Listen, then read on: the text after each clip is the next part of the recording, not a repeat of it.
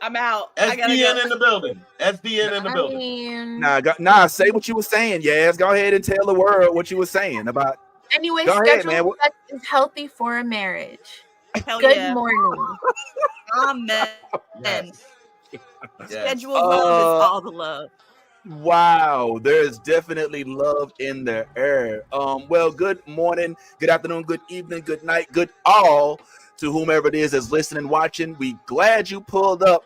I ain't gonna lie, we gonna get right on into it. So Cynthia Erivo, Miss Wicked Witch of the West, now is stating that she may be interested in playing the role of Aurora Monroe, our very own queen of Marvel, the Storm herself. Do we like it? I don't know. Let's discuss. And I'm gonna keep it real. There's other things on the docket, like the TikTok getting banned, and like all these movies and shows and a whole bunch of other things that are popping off right now. But I'm gonna keep it real. This one is the one that is on my mind the most. So why don't we go ahead and get right on into it with the click. I hope you ready for a good old ride, baby, because it's time to see what the new blurred order. And let's go ahead and let our newly wedded Yvette bring us in. I love the new blurred order. You should too.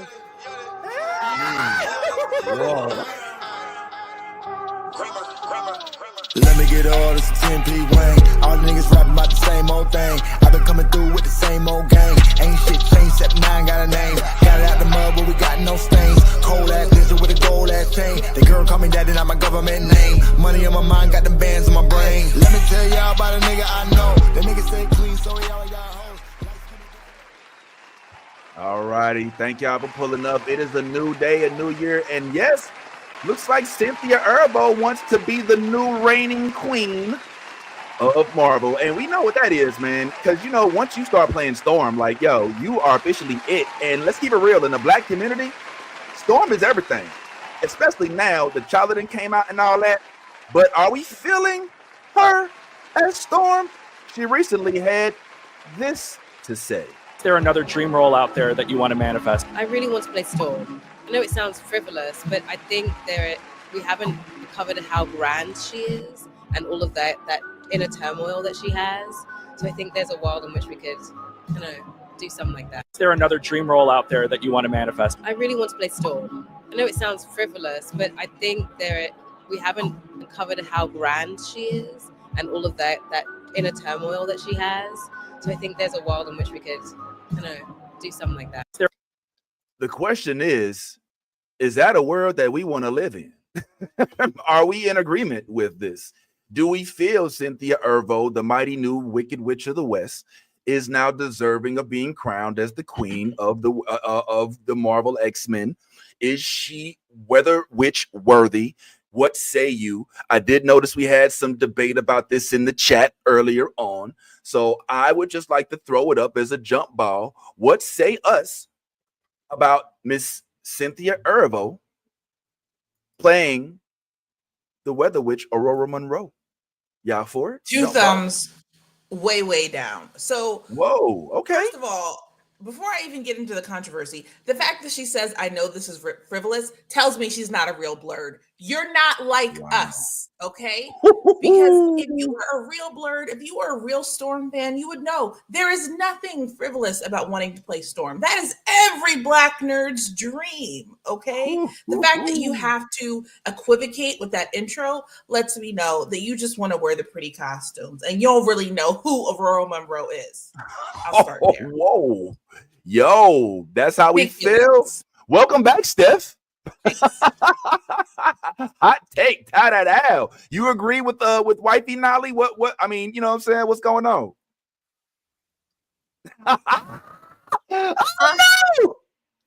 So she's not in my top 5 choices. Do I think she could pull off a good job if she got it? Yes. But also I do have to agree, her saying that it's frivolous, maybe it's not. There's a lot riding on Storm. A lot. The bar is high. We are waiting. All we've gotten is Halle Berry, and no disrespect to Halle Berry, but Storm deserved so much more than what we were given. controversy aside, because Storm is not an African American, she is straight up just African. So like the diaspora wars do not correlate there for me. But I just don't know if she is Storm to me is Yetide. 100%.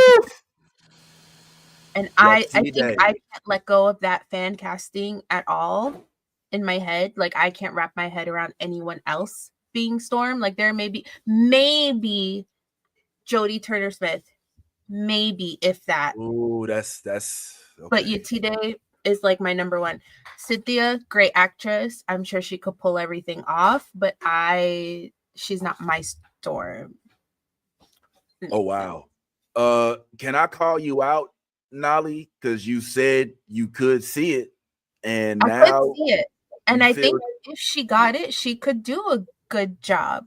But is she my ultimate casting for Storm? No. No. Okay. All right. Ty, I feel like you got something to say about this, homeboy. He's ready. Look at his face. Listen, Yeah, he done pulled up. I want to first start by saying how much I hate social media, because a lot of times we critique these actors and actresses on the things that they say, as we should, right? But you also have to take into account that when these microphones get jammed in your face, you got probably about 30 to 60 seconds to, correlate all your thoughts and put it together and then blurt it out. And I think that sometimes in those moments, people say a lot of the emotional stuff that's coming, like that's right on the the cusp of their psyche and how they think. I don't necessarily think she was trying to be offensive when she said frivolous. I think in that moment she's thinking, "Oh, I just did Wicked, which is fantastical, and here I am asking to do something else, which is fantastical." And I just think that trying to prep yourself to say the right thing, sometimes we make mistakes, in essence, is what I'm saying. So I'm not going to hold her to any type of account just because she used the word frivolous. But I do think that when it comes down to her passion, in which because listen, let's be honest, she took the opportunity, which was the camera, the microphone in her face, opportunity to say, "Hey, I want to be Storm. I want to be Storm. Like, I want to put my hat in the ring. I want to be Storm." Like, there was so much other stuff she could have been talking about in that interview. She could have said, I can't wait to do my next, for you guys to see the next part 2 of Wicked," or whatever she wanted to talk about. But no, in that moment, she chose to tell the world, "I want to be Storm." I think that says a lot about what if she were to be able to be Storm, I think she would bring a lot to that character. I think that she would make sure that comic book fans were happy with the casting for Storm. I am still of the same note with Nolly. I still love Yetide. That was my first when it was when the thought came out. Yetide is still my first. Okay. However, I think that after seeing her in Wicked and knowing her range and knowing what she can do and is capable of doing, I absolutely. If you watched Wicked, you know that she's got she has attitude. It's like when you see it on screen, when someone shows it to you, you know what I'm saying? And you see that little attitude for that moment, but you see it. I think that if that's the essence of the grandiose take that she's gonna an approach that she's gonna take with Storm, I think that in itself, to me, I think she would be good for the role. Okay. All right. So thus far we got 1 against, 1 for, and 1 teetering, kind of straddling. You know what I'm saying? Nolly's kind of like, yeah, I could see it, but is it somebody else first? You know what I'm saying? for me personally, I don't like it. And it's but the difference is my issue with Cynthia Erivo isn't necessarily that she's not nerdy enough, isn't that she's not Storm enough. It's not that she's not it's not that she said a bunch of dumb shit online, which she did, and we definitely have to discuss why that's an issue, because she did say some stupid stuff. You know what I'm saying? And it happened. And so we got to get into that. For me, and I'm gonna channel my inner bad tie here, and this is gonna sound fucked up. This is gonna sound ageist, but it's for me. I want to see a origin story Storm, not a mid-range meet me in the middle. Oh, I've already been Storm for so long, established Storm. And I don't, unfortunately, due to Cynthia Erivo's, I don't want to say her age, but due to her, her experience and her being around for quite a while, I don't know if she has the ability to pull off young Storm. And just to correct the record, from what I see, Storm is, if I'm not mistaken, African American. Like, she's from Kenya but born in New York. So they're like, the African American thing does track. This is interesting though, because we as Black Americans oftentimes talk about, we want to have the person who's the most like the character represent that person in the role. And in this particular instance, Cynthia Erivo, unfortunately, she kind of checks off some of these boxes. She's got some African background. I believe her family is Nigerian, if I'm not mistaken. She's a theatrical trained actress. She's already showed us her chops. So I think that she's fully capable. Do I think we would love it? No. I think Cynthia Erivo, unfortunately, due to her being introduced to us primarily through the role of Harriet Tubman, which a lot of Black Americans was like, why are we outsourcing all these historical figures to all of these folks who do not share tax codes with us in the United States? Why are we outsourcing this? And no disrespect to Daniel Oyello. Well, I can't say his name. What's old boy from Silo, the dude in the beginning? You know what I'm talking about, Daniel Oyello, who played Martin Luther King for Oprah. It's like, okay, there's nobody in the entire from sea to shining sea that can represent Martin Luther King. Okay, BM. Then we go to Harriet Tubman. There's nobody from Maine all the way to South Carolina, South California, nobody from Texas to Alaska that has any acting chops that can represent, doesn't have to put on an accent that they didn't grow up with. That's one of the things that she has on her back. So now to take all that energy and then bring it to the Blurred first and be like, now I'm going to usurp your Storm. She's got a lot of backtracking to do. She's going to have to explain what's going on with these tweets and stuff. I want to welcome the homie Ant into the building. Ant is here, y'all. Ant, welcome. Ant is here. Finally, man. We can finally start the show. What's going on, Ant?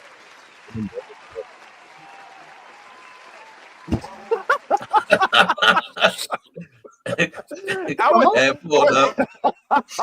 And it's like, yo, it's morning time. I gotta get my breakfast before anything. First of all, I'm with it's you, good man. to see you, Ant. I'm glad you're here. I don't think you've had the pleasure of being on the panel with Steph before. So Steph, meet Ant. How you doing? Steph. All right, and Ant, unfortunately, she has left the New York area. She's now in the DMV area, but this was our New York affiliate for quite some time. But who knows? Now let me be joining you. Now I wanted to bring you in on the topic, bro. What we're talking about right now is the fact that Cynthia Erivo is interested now, evidently, in playing the role of Storm. My question is, how you feel about this, homeboy? Is this up your alley? Do think that she should play it? What say you? Going along with what you were saying, this would be nice to have somebody of like direct African descent playing the character in the role. It's the irony, right? Like we have complaints about British people playing American historic figures, non-American people playing playing American historical figures. But all of Black Panther was full of Americans, right? Mm-hmm. Yep. So the irony is there. So it would be cool to kind of to have somebody of direct African descent playing the role. My issue is that with a lot of people, those comments are hard to forget. And she didn't really even apologize. She just kind of hand waved it away. Yeah. I would really like to delve into that. So Nolly, if I'm not mistaken, oh please, Steph. I just want to push back on that real quick. Nice to meet you, Aunt. But I'm going to say it's not easy to find native Wakandans for a Marvel film. So I think they can come from wherever we Nah, just people from Africa. People from Africa, African actors, either someone in that immediate descent. She might got you though. She might got you. And say he want true. He say, look, if you ain't got the shit on your lip, you don't apply. Like, like look, you better if you. Hey, oh no, cut, bro. He said the dashiki you got from Party City don't count. You know what I'm saying? It's like, yo, where your purple herbs at, homeboy? You know what I'm saying? Where your grandma stay in Wakanda? You know what I'm saying? How far we go back? Like, that's what she talking about. Nah, but I agree. But he's right though. He's right. It's like weird. Like, we went over this already before, Steph. We was talking about the fact that like we're a little bit agitated at folks for not representing things accurately. Yet we love Chadwick Boseman for playing T'Challa, even though Chadwick is from Cali. You know what I'm saying? He's not. He's not. He's from North Carolina. He's from South Carolina, bro. South Carolina. South Carolina, they all the same shit. As any African actor. He is just as Wakandan as anybody else. Fair enough. Well, then I mean, shoot.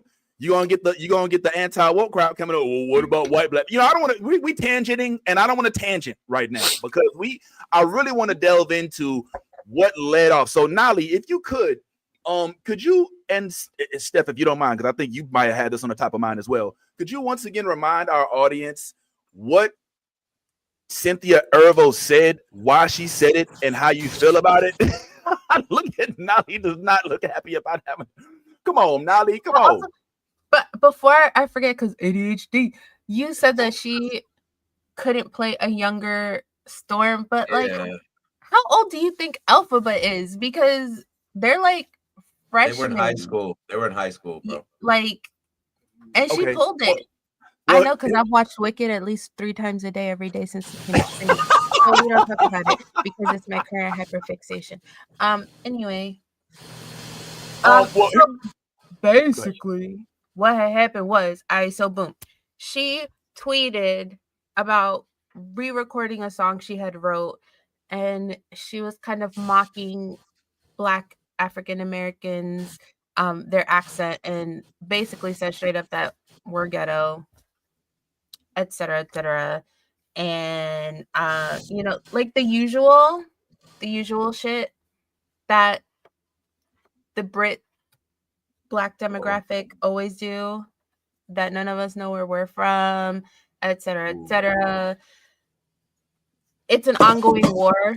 Like, honestly, if you're on Twitter any day, there's always someone from the UK tweeting shit about Black African Americans and Black African Americans clapping right the fuck back. Like, it's literally nothing new, but also most of those people aren't celebrities. And so I do feel that at some point she should have actually apologized for it, because then you go on to play Harriet Tubman. Well, first of all, is somebody on an oxygen tank or something? I'm hearing something crazy in the background, but it's all good. Please, Steph, and continue.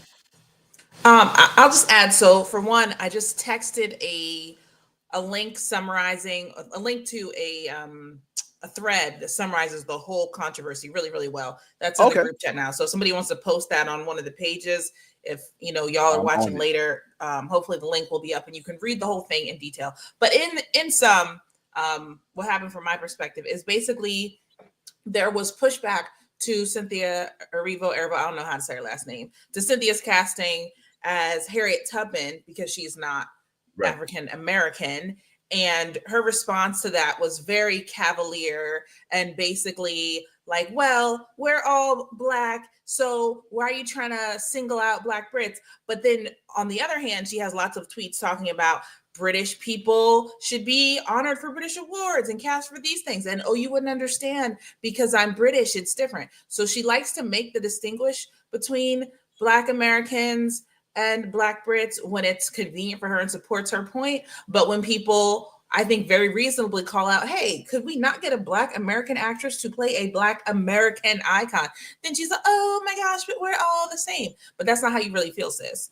She's also very close with Lovey, who is known for profiting off and building a brand off of, but then having all kinds of awful shit to say about African Americans, and has doubled down on defending old girl and the nonsense that she has said about Black American people. So I'm just not a fan at all. I would really hate to see her play Storm. I don't think she deserves it, and that's my thoughts on her.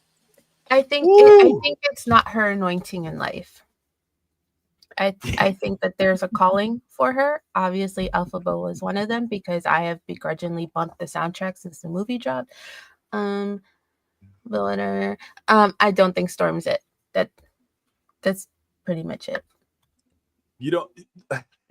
So you saying if she came down to the proverbial altar to play Storm, you'd be like, Jesus said, "Turn your ass around, nigga." Jesus said, "Man, one embrace." He said, "Give me a minute." I DM'd you today, but she didn't answer me yet. Just hold on. All right. So let me just clarify what I said. And Steph, I have questions for you because you said, who was the person you said she's associated with?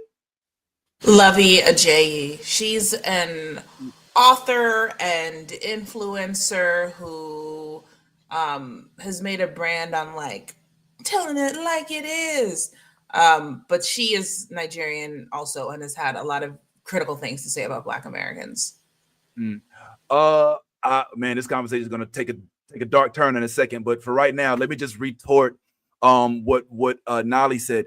So my issue, not retort, but let me respond to. So what Nolly said was, yo, she played like a elementary school. My issue isn't with her being able to. Today. You want Cynthia an origin story?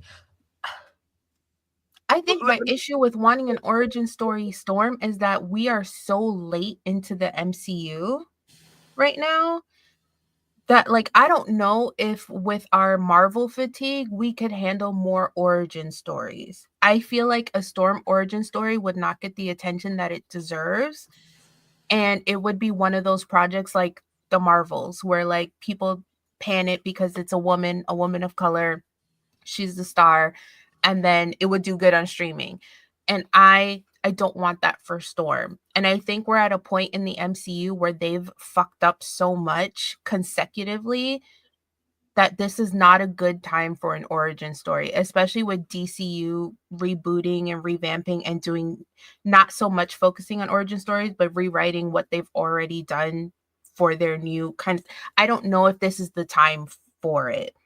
I feel like we should be introducing mutants as we move along because they are critical to the storylines and we've gone so long without them. But I think we're so far down the timeline that I don't know where a Storm origin story would fit.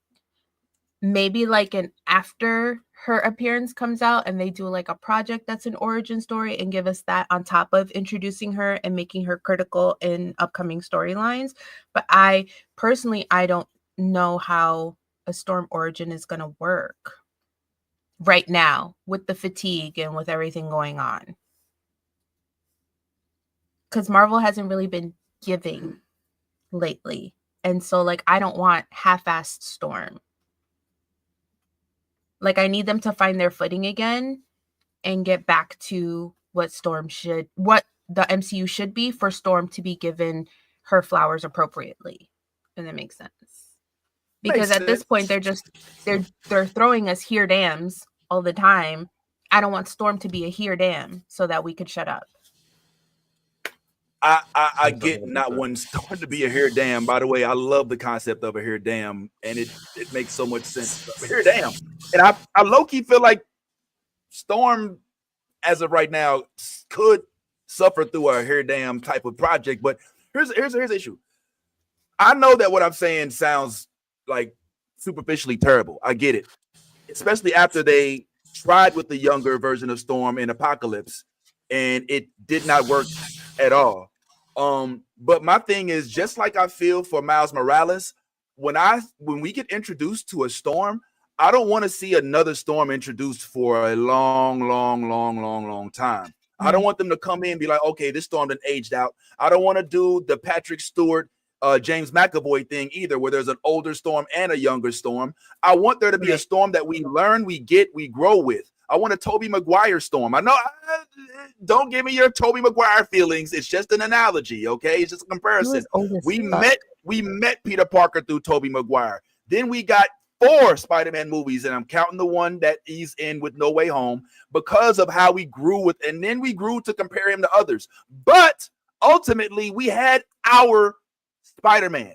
What we need is our Storm, not a Storm. We need the Storm. And I just think that a solo standalone movie where we're not only introduced to her as a solo concept, but also why she is referred to as the Weather Witch, why she is why she does speak so regally, why she, like, I think that there's room for that. If you can, and don't tell me, this isn't to you, Nolly, but to those in the comments, don't tell me that the MCU is too far gone to give us an origin story for Storm, and we can give a Black Widow origin story. All right, we're about to have a Red Hulk. We're about to have Thunderbolts. We're about to get introduced to all these new characters. And Storm, one of our most prestigious Black characters, we can't get an origin story for her. And I don't even mind if you do it off the MCU. Give me an anime. All I want to see is some independence through Aurora Monroe. Just let her have her own. Let her cook. Stop associating her with T'Challa and the X-Men. Give her her own lane. And I think if we're going to do that, then we're looking at longevity. And I want a Storm that can play Storm for 10, 20 years. And I just don't think Cynthia Erivo, and, despite, I mean, in addition to all this other stuff, I just don't think at this point in time that she has that she's given that. So Vince, then who would be? Well, I mean, that's not the question. You know what I'm saying? Because I don't have that answer.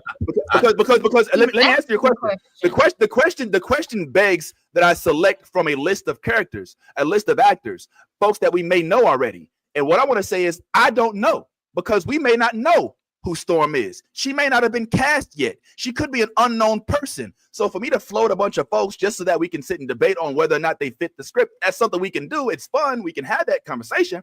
But I don't want to restrict Aurora Monroe to only familiar faces, because we're denying somebody who could be a perfect fit for Storm just because we don't know who she is yet. Well, the reason I asked that is because you, from what I'm hearing from you, you would like to go younger. What is that noise? Yo, it's like, but yeah. Anthony's got his window open. He's in Brooklyn, yo. You gotta remember this. I'm on mute. Hey, I have no idea what that is. But so I'm looking at it from what you're saying. You would like a younger version of Storms, sort of like what you got with the when they did the Apocalypse joint. With the similar to that age. I would just like a good version of Storm. I at this point, I'm like, because of all the mishaps with the casting of Storm, I think just getting a good version of Storm is the start. Once you get the good version of Storm in whatever one of these properties they decided to drop it in, whether it's X-Men or whether it's in another movie, and they decide to drop a Storm version. I think that is what determines whether or not a person gets an origin story at this juncture of how movies are done. Like I like what we saw with Sony was an attempt to bring in a whole bunch of villain origin stories, and it just flopped, right? Which was dumb. Which was dumb, right? Because you had no earlier mention or view of these said villains prior to them just dropping out of space and time.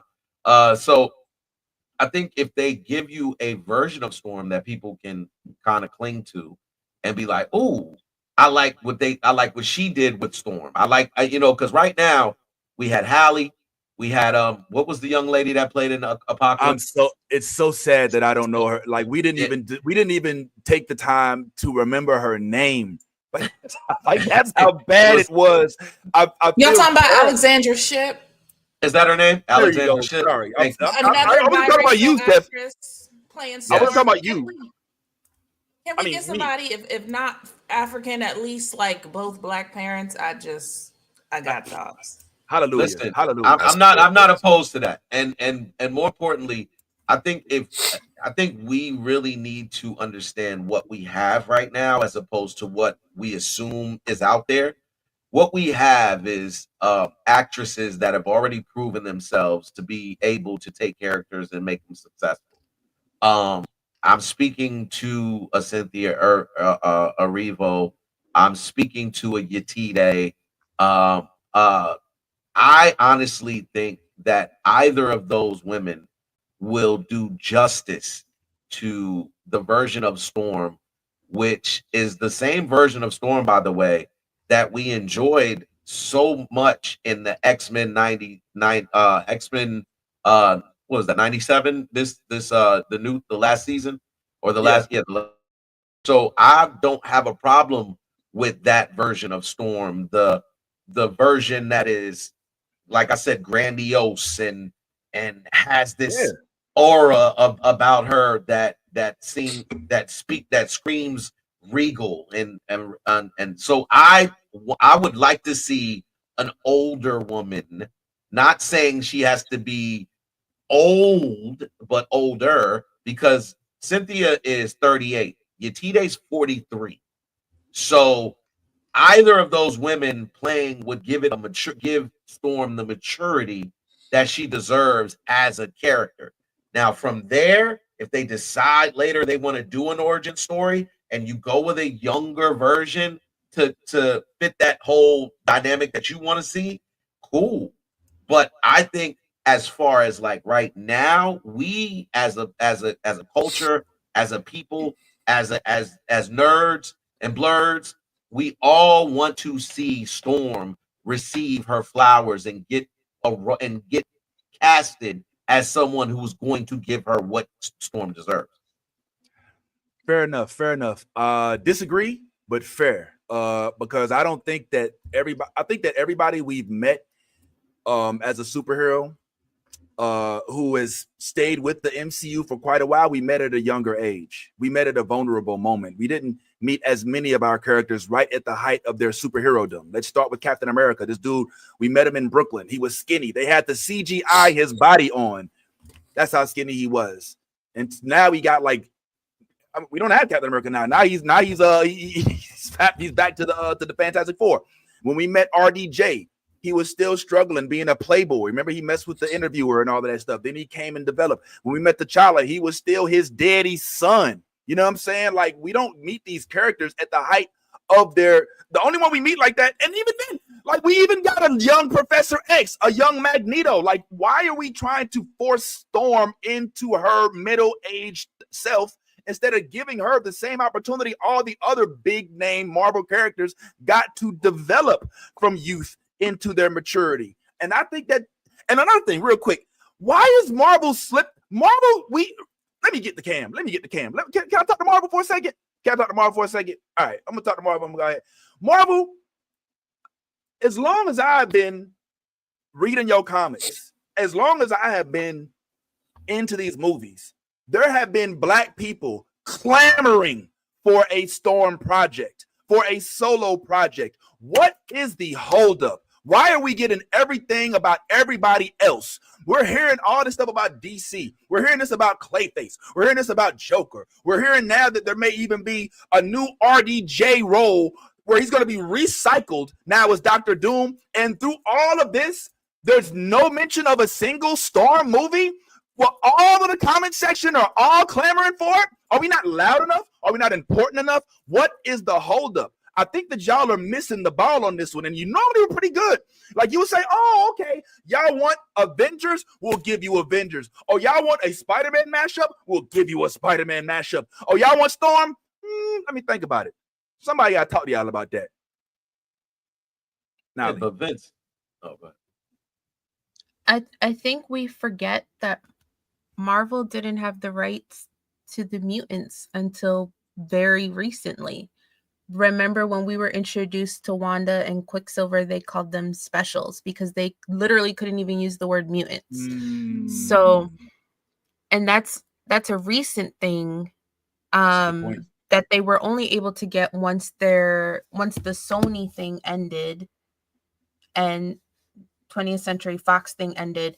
Once that was over and Sony regained the rights to just Spider-Man, that's when Marvel was able to get access to mutants. It's one of the only reasons why we have Wolverine in Deadpool 3. So like they're just on the cusp of beginning to add mutants, which is why I think they haven't bothered to. I don't think there's been enough time for them to plan for these things yet, because it's still kind of like a new-ish acquisition. While they've already had so much already planned, it's hard to fit more shit. And then we had like the strike in between and things like that. So, and now they're cutting back projects. So I think they just haven't had the time to plan for those things. Oh my. Go ahead, Anthony, because I got oof. It's unlike you, Nolly, to cape for Marvel in this situation. I won't lie. I'm just being factual. Yeah, that's I'm not factual. caping for That's them. not I caping. think They still fucking up, but you know. Hold on. Only reason I say real quick, Ant, before you come in. Only reason I say it's caping is because we just listed Deadpool and Wolverine. You know what I'm saying? And the origin stories, Wolverine's a mutant. You know what I'm saying? So like, we mean we don't have time. We made 3 movies for a mutant. You know what I'm saying? Amidst this not having the rights for the mutant. So I'm just a little like, if they really Wolverine origin story. Wolverine first was the first Origins. Remember X-Men Origins? That was in That's not what she was talking about, bro. MCU, yeah. Yeah, and more importantly, that's not even what she was talking. She's talking about now, as opposed. You're talking about then. Yeah, I'm talking about the fact that Nolly's right about them not allowing mutants, but them not having the rights to mutants does not give them an excuse to not give Storm a prominent role. They were able to do it for Wolverine.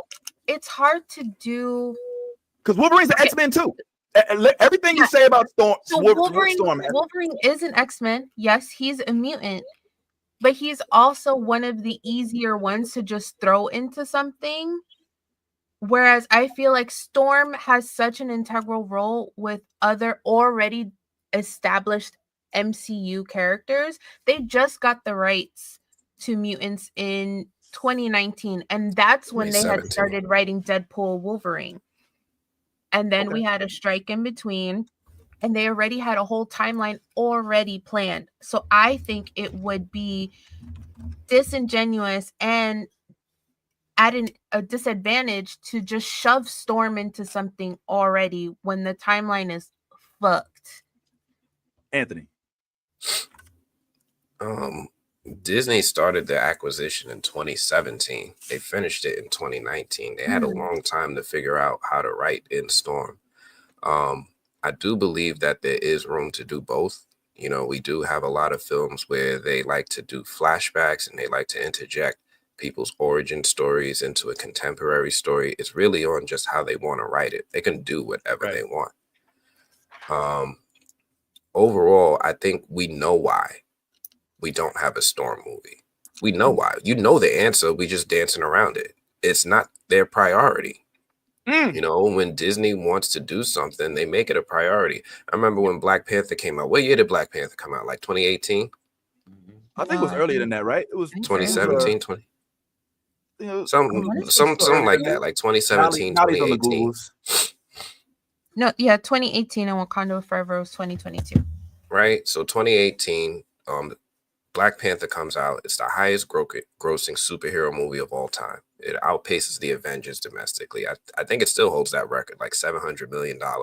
On a single superhero movie, yeah. On a solo superhero movie, yeah. And in that time, they didn't sit there and like, you know how like most movie theaters or most movie studios, they're like, oh snap, Batman made so much money. Let's start signing the contract to get the sequel started getting worked on. Matt Reeves start writing. Robert Pattinson don't go nowhere. You know, they start putting people in place and start locking them down. Black Panther came out, they ain't do that. They ain't do none of that. You know what they did? They started working on Spider-Man Far From Home. And then Spider-Man Far From Home came out, and then Spider-Man No Way Home came out like right after. Black Panther was not the priority. They had Spider-Man to play with. They had some Avengers to play with. They had to figure out what to do with Robert Downey Jr.'s character. It's not the priority, so they could have done it. 6 years is a long time to be sitting with the mutants. And I'm gonna be 6 to be nice because I honestly think it should be 8. But 6 years is a long time to be sitting with the characters and not doing anything with any of them. And the reason is because, again, we know why. It's a touchy topic. We know what these characters are allegories for, right? We know who struggle, what they struggle through, right? They sit there, they fight racism, they fight prejudices, they fight segregation. They're supposed to be metaphors for the civil rights movement. And that's a tough thing right now, especially in today's society, right? People don't necessarily want to see, and I don't mean us, I just mean other people might not necessarily want to hear that. It's so funny. It's so funny because T'Challa, African superhero, solo movie, breaks the $1 billion barrier with one superhero. And then after that, there's no attempt to kind of take that wave and ride it with not just T'Challa, but I mean, I see what you did with Ironheart, and we're gonna support her. And I don't like how y'all ain't promoting Riri Williams the same way you were promoting a bunch of other stuff either. But it just feels like Ant is hit it on the head. To them, it's not a priority, and that is a problem for me. Let's go to the even Kevin Feige said that he did not anticipate Black Panther to do as well as it did. He said Black Panther was a calculated risk. It was a big risk, and he was nervous about it. Well, I mean, it was. I mean, listen, every time you put an all-black cast together, let's keep it real, you get backlash. It happened to Eddie Murphy. You know what I'm saying? It happened to T'Challa. He started, all black. Well, that's what it is. But anyway, I am curious about this, though. You mentioned Jodie. You all really could see this young lady right here as your Storm. Could this be your new Storm right here, Miss Jennifer Hudson Show? Are y'all thinking that this could fit the role? I mean, she's got the look. She's got the youthfulness. If we're talking background, there might be, I don't know, Steph, I don't know if you looked into her background or not. I don't know if y'all knew this, but she was with, for the longest, Charlie from the Mighty Ducks, Joshua Jackson, who evidently is really into chocolate. And they had some weird stuff going on. But are we into Jodie, y'all? Are y'all feeling Jodie for Storm? Yeah, hands up. So just a heads up. She's the same age. She's the same age as Cynthia Erivo. Yep.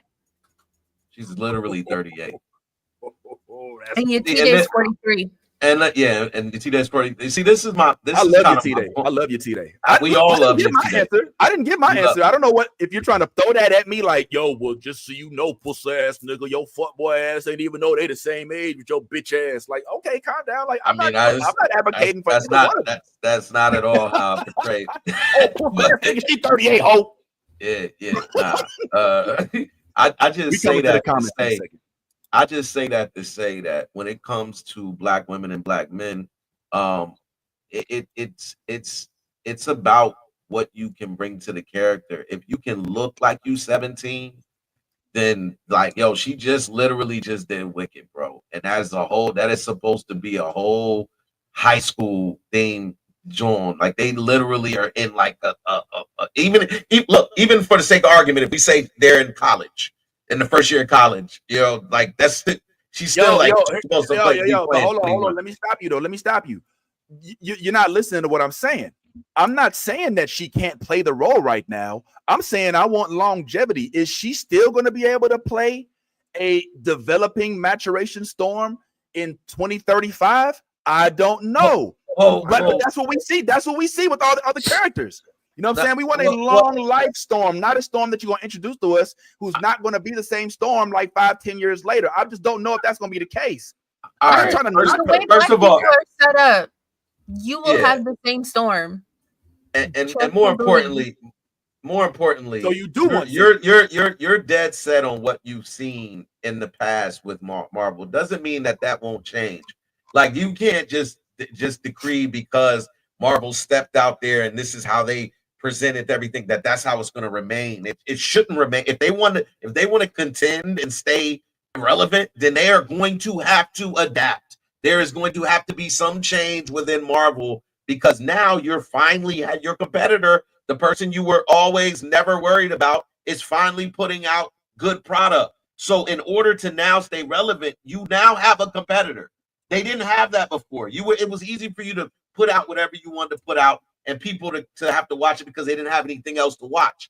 But now I don't think that's going to be the case for much longer. I think people are going to start watching DC stuff. They're going to realize that DC does have some potential good stuff going on over there. And I think that's going to cause Marvel to have to change up what hasn't worked and start doing new things. So the idea that they go with a character for 15 years, that's just what you've seen in the past with the development of the characters that they had. That doesn't mean that that's what they're going to do moving forward.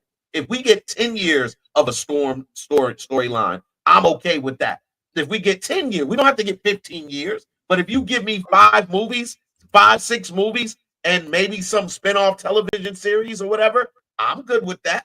You know what I'm saying? And I think a lot of people would be. You don't have to be 15 years. Yo, what you talking about? We'll be in our 60s. And shit, you know what I'm saying? Yeah, like we'll be well into our 60s by then. So that's what I'm saying. Like, so I don't know, man. I don't think that everything is going to remain the same because it has. And I think things will change. Marvel had a choice to what they were going to do with Wolverine. Just keeping in mind some of the points that Vince was making about wanting somebody for longevity. And who did they pick? Wolverine, the same guy. Who did they pick? Right? They're like, yo, this is our guy for like the next 10 years. He's 56 years old. Deadpool. So, like, Captain America. like, RDJ. and Robert Downey Jr. Like, he's not a spring chicken neither when they picked him, right? I'm not saying he was like in his late 30s, right? He wasn't a 20-year-old. We didn't get a history of his upbringing with his parents. They jumped right into the deep end. It's really just on how they want to write it, right? Like, they can do whatever they want. It can always be a multiverse story, right? It can always be a domestic story. It could be whatever they want. Agreed. Agreed. Now, as far as like what they do and who they pick, I'm still on the boat that I would like to see somebody from Africa get the role. What really hurts me is that we struggle to think of an African actress's name. And you know why that is? It's because we don't give them a shot. We don't give them a chance. We don't learn their names until they appear in projects that we know and love. That's how these actors become household names. And we all know what a Marvel glow up does. And I was grateful enough, and I had the blessing enough to actually visit Africa and become associated with some of these South African and African creators, directors, writers, producers. They are talented. They do watch our stuff. They do hold opinions of us, but it's a two-way street in that we only know about them based off of what media introduces to us, and they only know about us based off of what they see in media. But I think that given the opportunity, if they had one of them to come out here and play the role of Storm, we would open up a whole new lane of actors and actresses to get work, and we would be better served. I'm not saying like somebody American can't do the role. I'm sure Jodie Turner-Smith would do a fantastic job. I just think, we would be just better served. I don't even know if the audiences would care, but like as critics, as observers, as people who's like really ingrained to it, we would notice. We'd be like, yo, only she knew to do that, right? That little specific thing with her body, or not pronunciate something like this. I think we'd be better served. So yeah, they can do whatever they want. They don't have to stick to a certain window of time to cast this actress, and they can do whatever they want as far as telling her origin, whether it be a contemporary story or flashbacks. I feel like another thing that Marvel used to do well was they used to introduce characters indirectly, and then we would get the main character. They've done it with Riri. All right. They did it with Wanda. They've done it with Agatha and all these other characters. I'm wondering if Storm is going to be a character who we kind of and this is another thing. Like as we sit here and talk about this, let's not act like the cinematic universe is the only place that Storm can get some sort of traction. Like there could have been Storm animes. There can be more Storm one track. I mean, she has her own comic book. Like I just feel like delving more into her culture, the love that people have for her hasn't really been. I don't feel like it's been capitalized on. But I don't know. I don't know about that. If I'm being honest, can we talk about the disparity between having to hire an actor who's qualified versus hiring an actor who's going to bring butts to seats? You know what I'm saying? Because what if we get the most qualified actor for Storm, but she's an unknown, so she doesn't generate much interest? I mean, is Marvel willing to risk that? And the thing is that when they cast Tom Holland for Spider-Man, they wanted an unknown for Spider-Man, but it only works if you're a cis white male. Oof. And it's not going to be the same if we got an unknown African-American woman to play Storm. It's not going to get the same thing because you know how these fanboys are. You know how the internet is. We couldn't even have the Marvels with known names in it get the accolades that it deserved when it came out, only for them to be on streaming like, oh, it wasn't that bad. So y'all didn't even see it before you started panning it.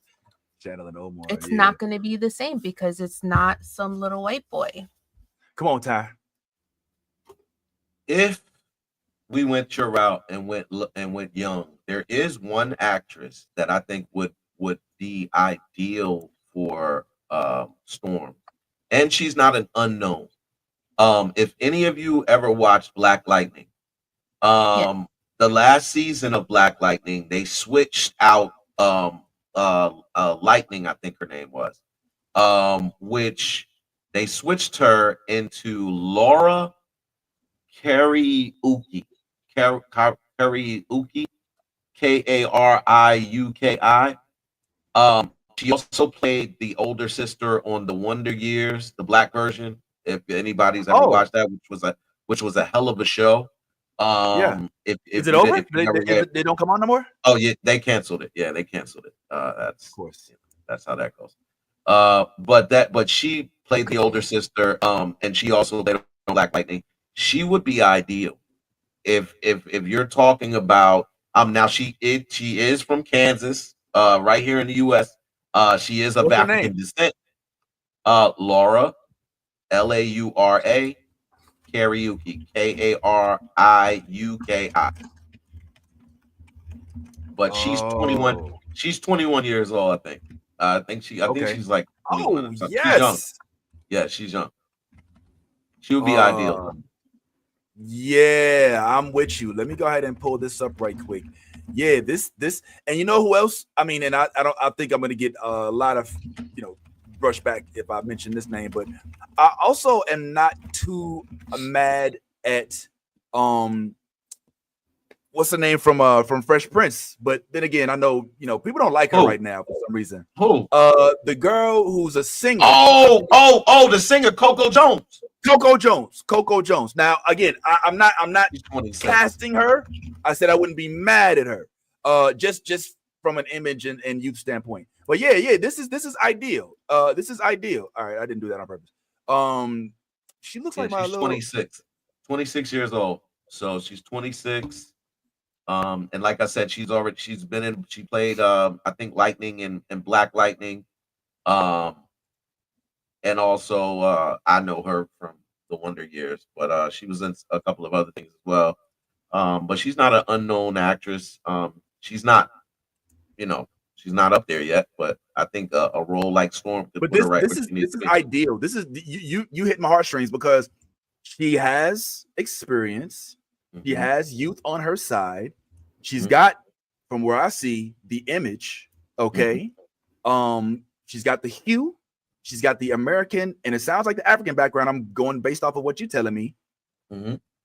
All she has to do is not say something stupid on Twitter, not say something dumb.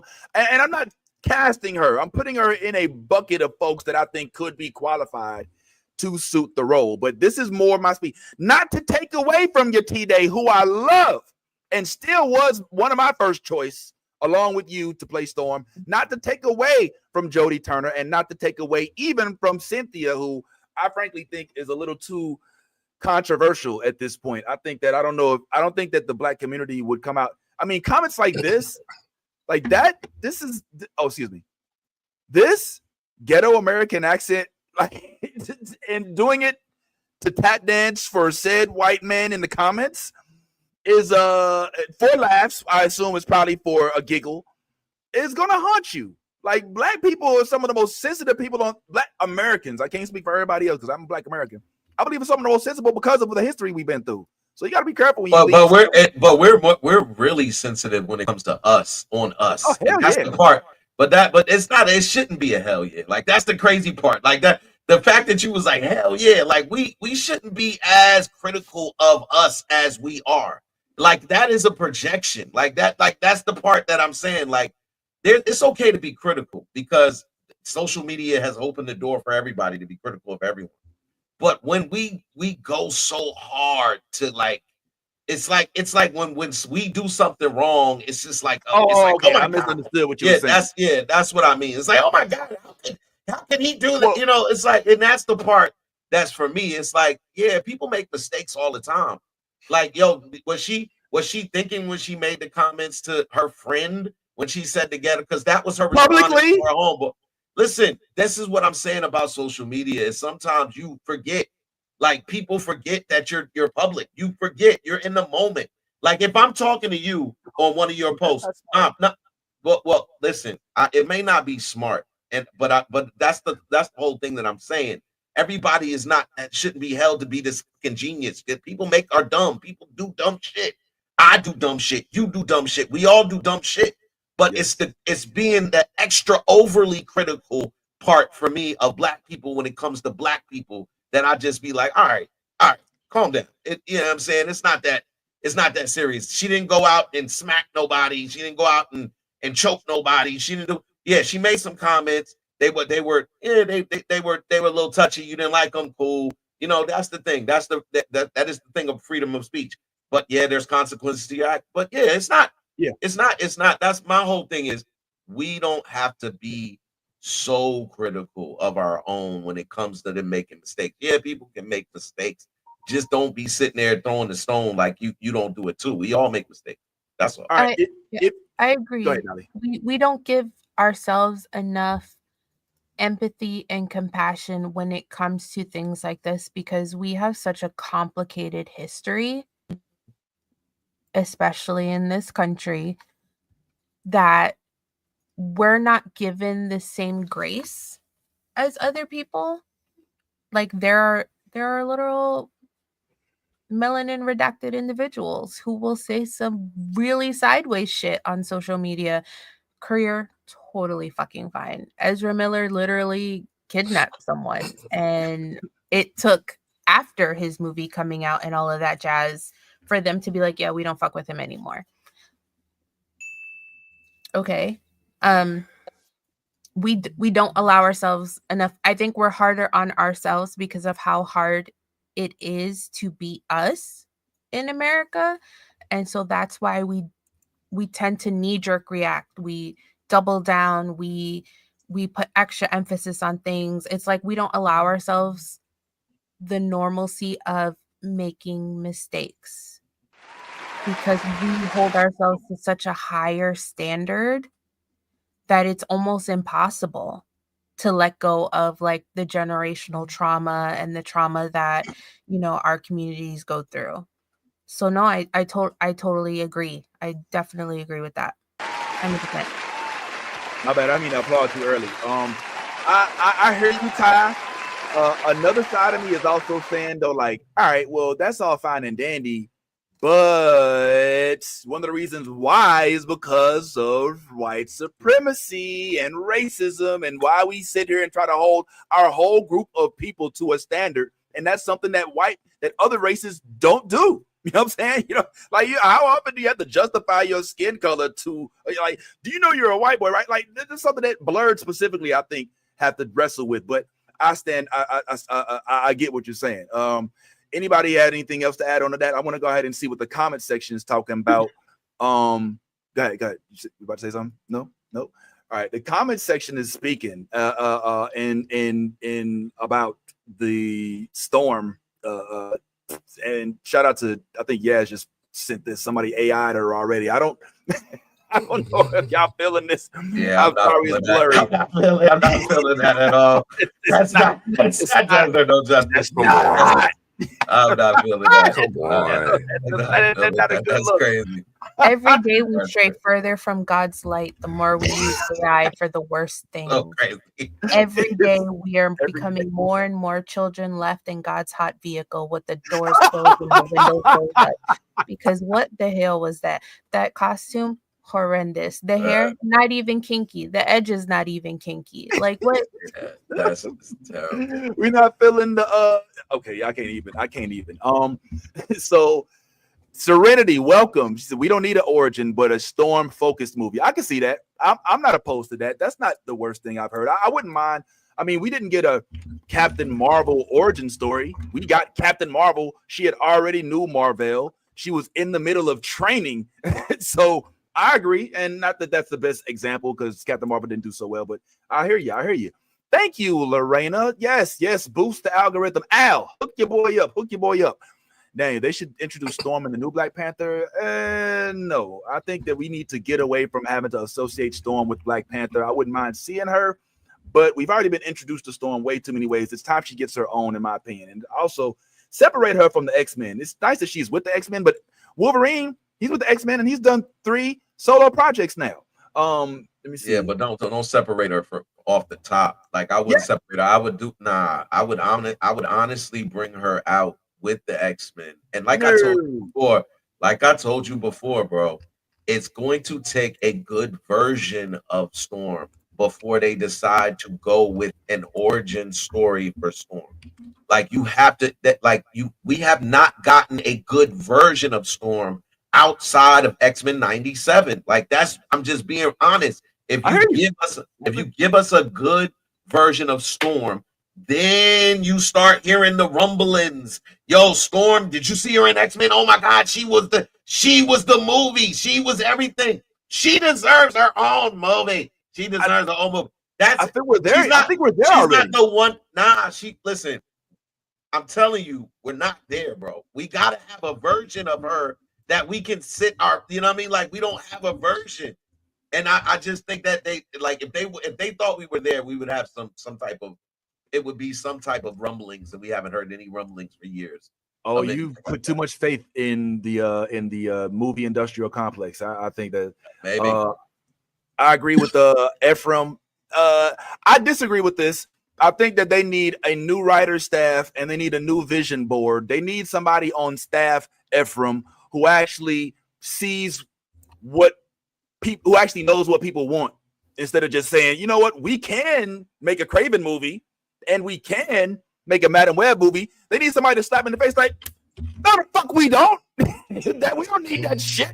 What we need is a Ben Reilly movie. What we need is you to delve into Dr. Octopus. What we need for you to do is to work with the things that we know work, instead of trying to gem up characters that nobody cares about. Literally nobody. Period. It's dead ass. I agree with you, Ephraim. Just stop. No, I disagree. Because Across the Spider-Verse is the best Marvel production in years.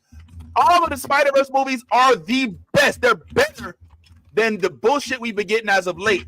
The only thing it's not better than is the Avengers Infinity War and Endgame sagas. But the Spider-Verse movies are the best thing popping for Marvel in the Sonyverse, in my opinion. You agree with that, Anthony? Go ahead.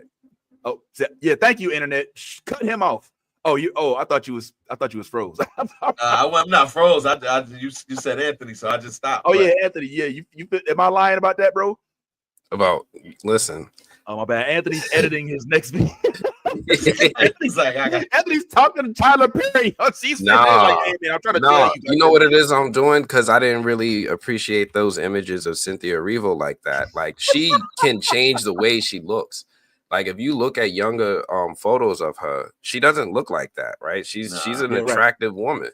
Right, she's attractive.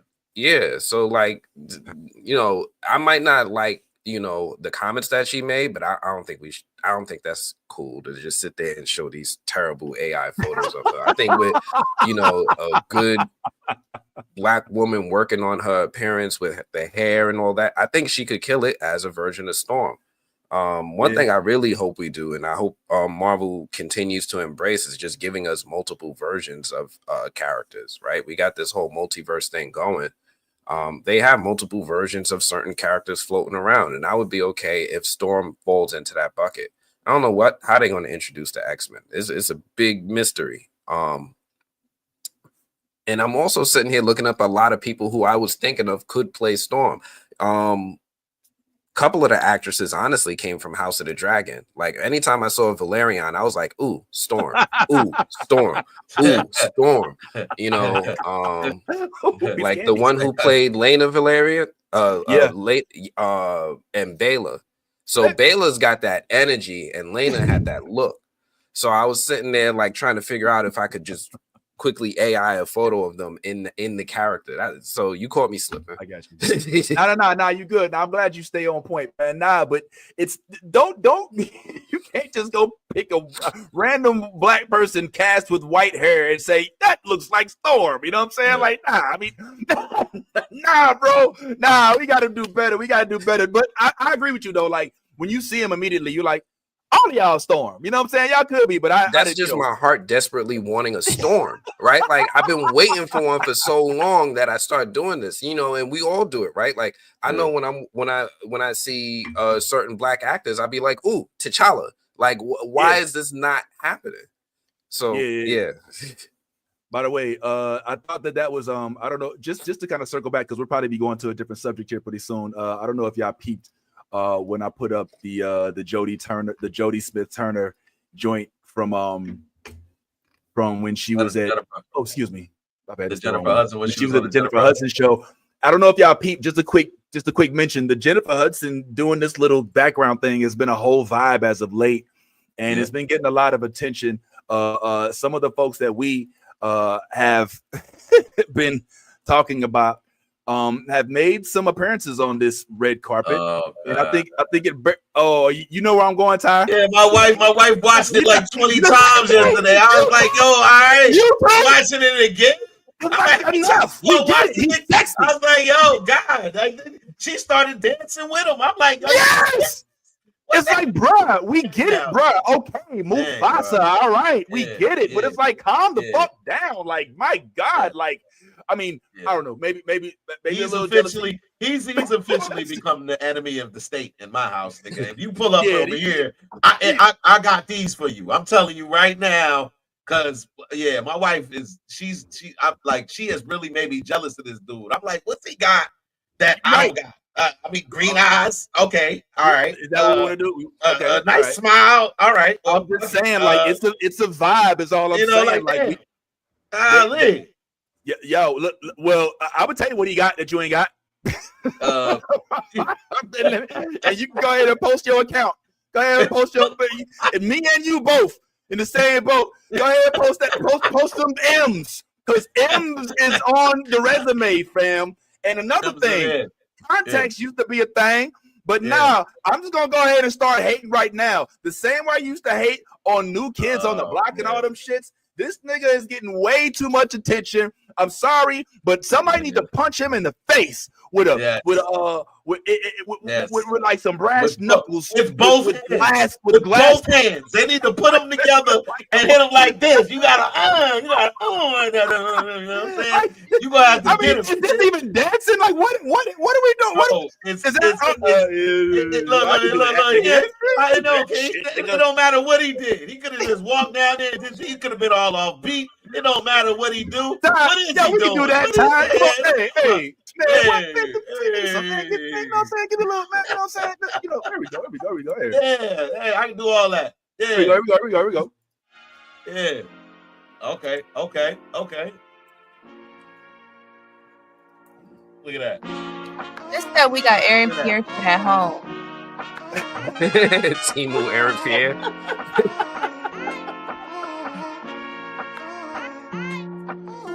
Look at that. What?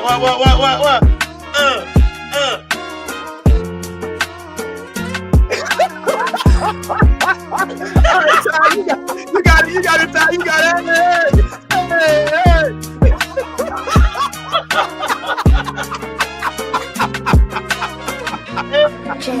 No, he ain't got shit on me, man. He ain't got shit on me, We man. got you. Got shit We on got me. you. We got you. We got you. You know what I mean? Ari. Yeah, no, yeah. We got spirit. Yes, we do. We got spirit. Yes. How about you? Yeah, bro. Now he's like, all right.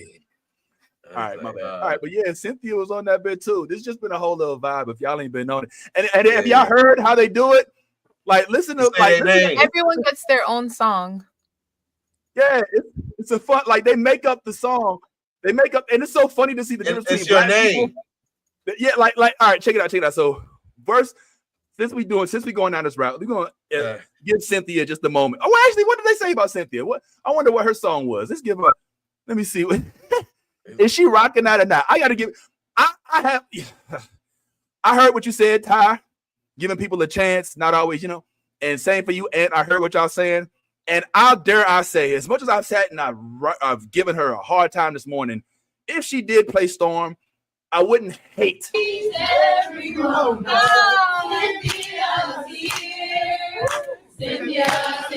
Erivo, at the happy place. Whoa, whoa, whoa. Sees every woman. Cynthia's here. Cynthia, Erivo, at the happy place. Whoa, whoa, whoa. She's every woman. Cynthia's here. That's dope as hell, yo. They even did it for whatever Black woman writes every single one of these for every single guest. I hope she gets the pay she deserves. She put in work. So you think that they sit and they write this? I feel like they just be like, why don't we just sing? Ain't no way everybody know all the words by the time that the guests come out, unless someone pre-wrote them, handed it out, and said, "Memorize this shit, because tomorrow we got so and so." Good point. Let's hear what they say about your boy. His name. Eric Pierre, that's Mufasa. Eric Pierre, that's Mufasa. What? Eric Pierre, that's Mufasa. Yeah, Eric Pierre, that's Mufasa. Yeah, Eric Pierre, that's Mufasa. Eric Pierre, that's Mufasa. Get it. Eric Pierre, that's Mufasa. Go. Eric Pierre, that's Mufasa. Eric Pierre, that's Mufasa. All right, that's enough. That's enough, man. That's enough, man. That's too much, bro.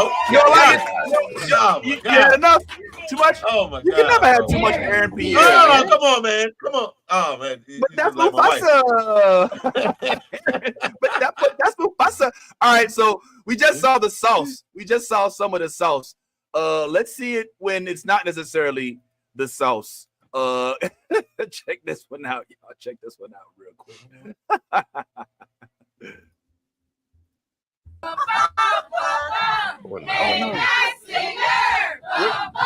The music go away? Can y'all hear it?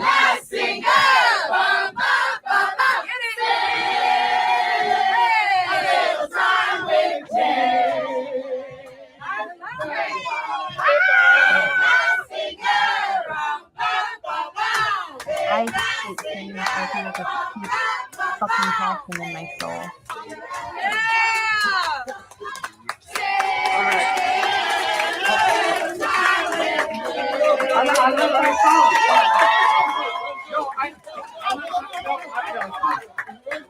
I thought I was. Hey, Masked Singer. Bum, bum, bum. Please stop. Make it stop. Hey, Masked Singer. All right.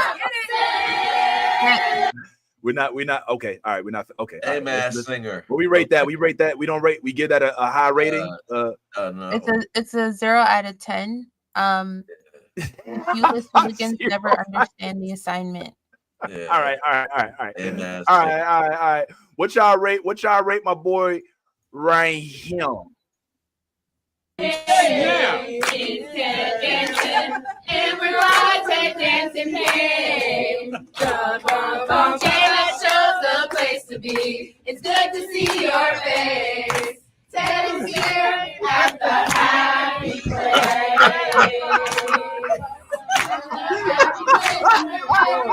Yo, we got grown men. Hey yo. Hey yo. You feeling it? What's the rating? Hey, What yo. we rating this? Hey yo. That gets a -5 or -5. Yo, like we're not feeling Sam from yo. Cheers, yo. Ted Danson just proved all stereotypes with white people not being able to dance. This boy couldn't catch a rhythm with hand claps. Like he couldn't. Look at he just did a whole bunch of weird like yo. He reminded me of the old school pimps in the club. They used to be like, hey, come on, no. He was running to catch up to the beat, but unfortunately he was faster. Yeah, it was terrible. It was bad. All right, let me see what y'all rate this one, man. God. Tell me what y'all feel about this, y'all. I think it's gonna be all right. He's right. That's right. Never wrong. That's right. That's right. Never wrong. Is he just jogging through? Yep. Yes. Oh my God, let me hurry up and get through this. Evidence. It's definitely you was Never wrong. That's right. Never wrong. He couldn't act like a dancer for a second. Okay. You have feeling Chief Was Commissioner Gordon right there, man. That's Chief. That's Gordon right there. Nah, man, that's people's. That's people's. Goes to me. Yo, I don't know what happened. I heard somebody said, "Is it you that told us that he hates when people bring up the people role?" All right, yo, I gotta show y'all how to do this right, man. And I would be remiss, none other than our very own. I'm gonna go ahead and let us start. Like this. Event at the happy place, walking like this. Pretty girls walk like this. Happy place, walking like this. Pretty girls walk like this.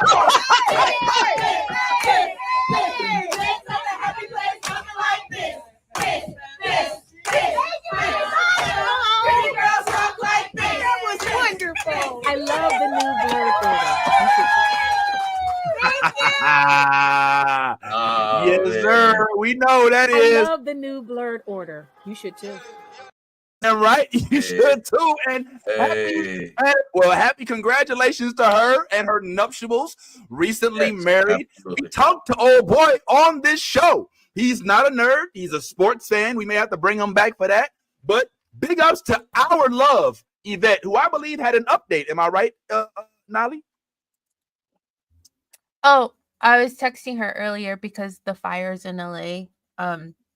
I've been trying to like repost resources and stuff as much as possible and like reach out to everybody I know who lived there. And oh my gosh, wouldn't you know it, have her number. So I texted her and I was like, hey, hope you're safe, And she was like, it's like inching toward us, but we're like closer in the valley. So she's hoping that doesn't come her way. But I know. Same with Carl Jones and Love Jones. They can see it from their balcony windows. So I've been texting Love Jones all the time to make sure that she's okay and that they're staying safe as well. Okay. Well, I'm glad that you staying in touch with them. Look, Nolly is just, come on, man. How do you not love Nolly? Like, she does everything right. You know what I'm saying? Like, you know what I'm saying? Like, just but anyway, I'm trying. So quick note before we get into the next topic. And weren't you supposed to be somewhere this weekend? Yep. Can you want to tell us what's going on? Why you didn't go to the? I think everybody knows what's going on. LA is on fire. Like, it is hot. It is burning down right now. The Critics' Choice Awards was supposed to be going on this Sunday. I was supposed to have flown out to LA this morning. I was looking forward to it. I think we found out like 2 days ago. They might have notified us. Little bit of drama about how we found out, but like 2 days they notified the members who were supposed to fly into town for the event that they were going to postpone until the end of the month. So I was really looking forward to it. It's a big, illustrious event. If you're in the critic space, if you're in the film space, this is like our Super Bowl season. This is our playoff season where all the award shows start to validate some of our opinions throughout the year. And this was a big one. There's a lot of Black projects now being nominated for Critics' Choice Awards. Nickel Boys, Angelina Ellis Taylor is in there for Best Supporting Actress. I was really looking forward to just going there and hopefully celebrating a win for all the films that I really followed throughout the past year. But yeah, the LA wildfires, man, and my heart goes out to everybody in LA right now. There's so many people going through some really, really incredible, intense stuff, like you mentioned, with the fires just destroying people's homes.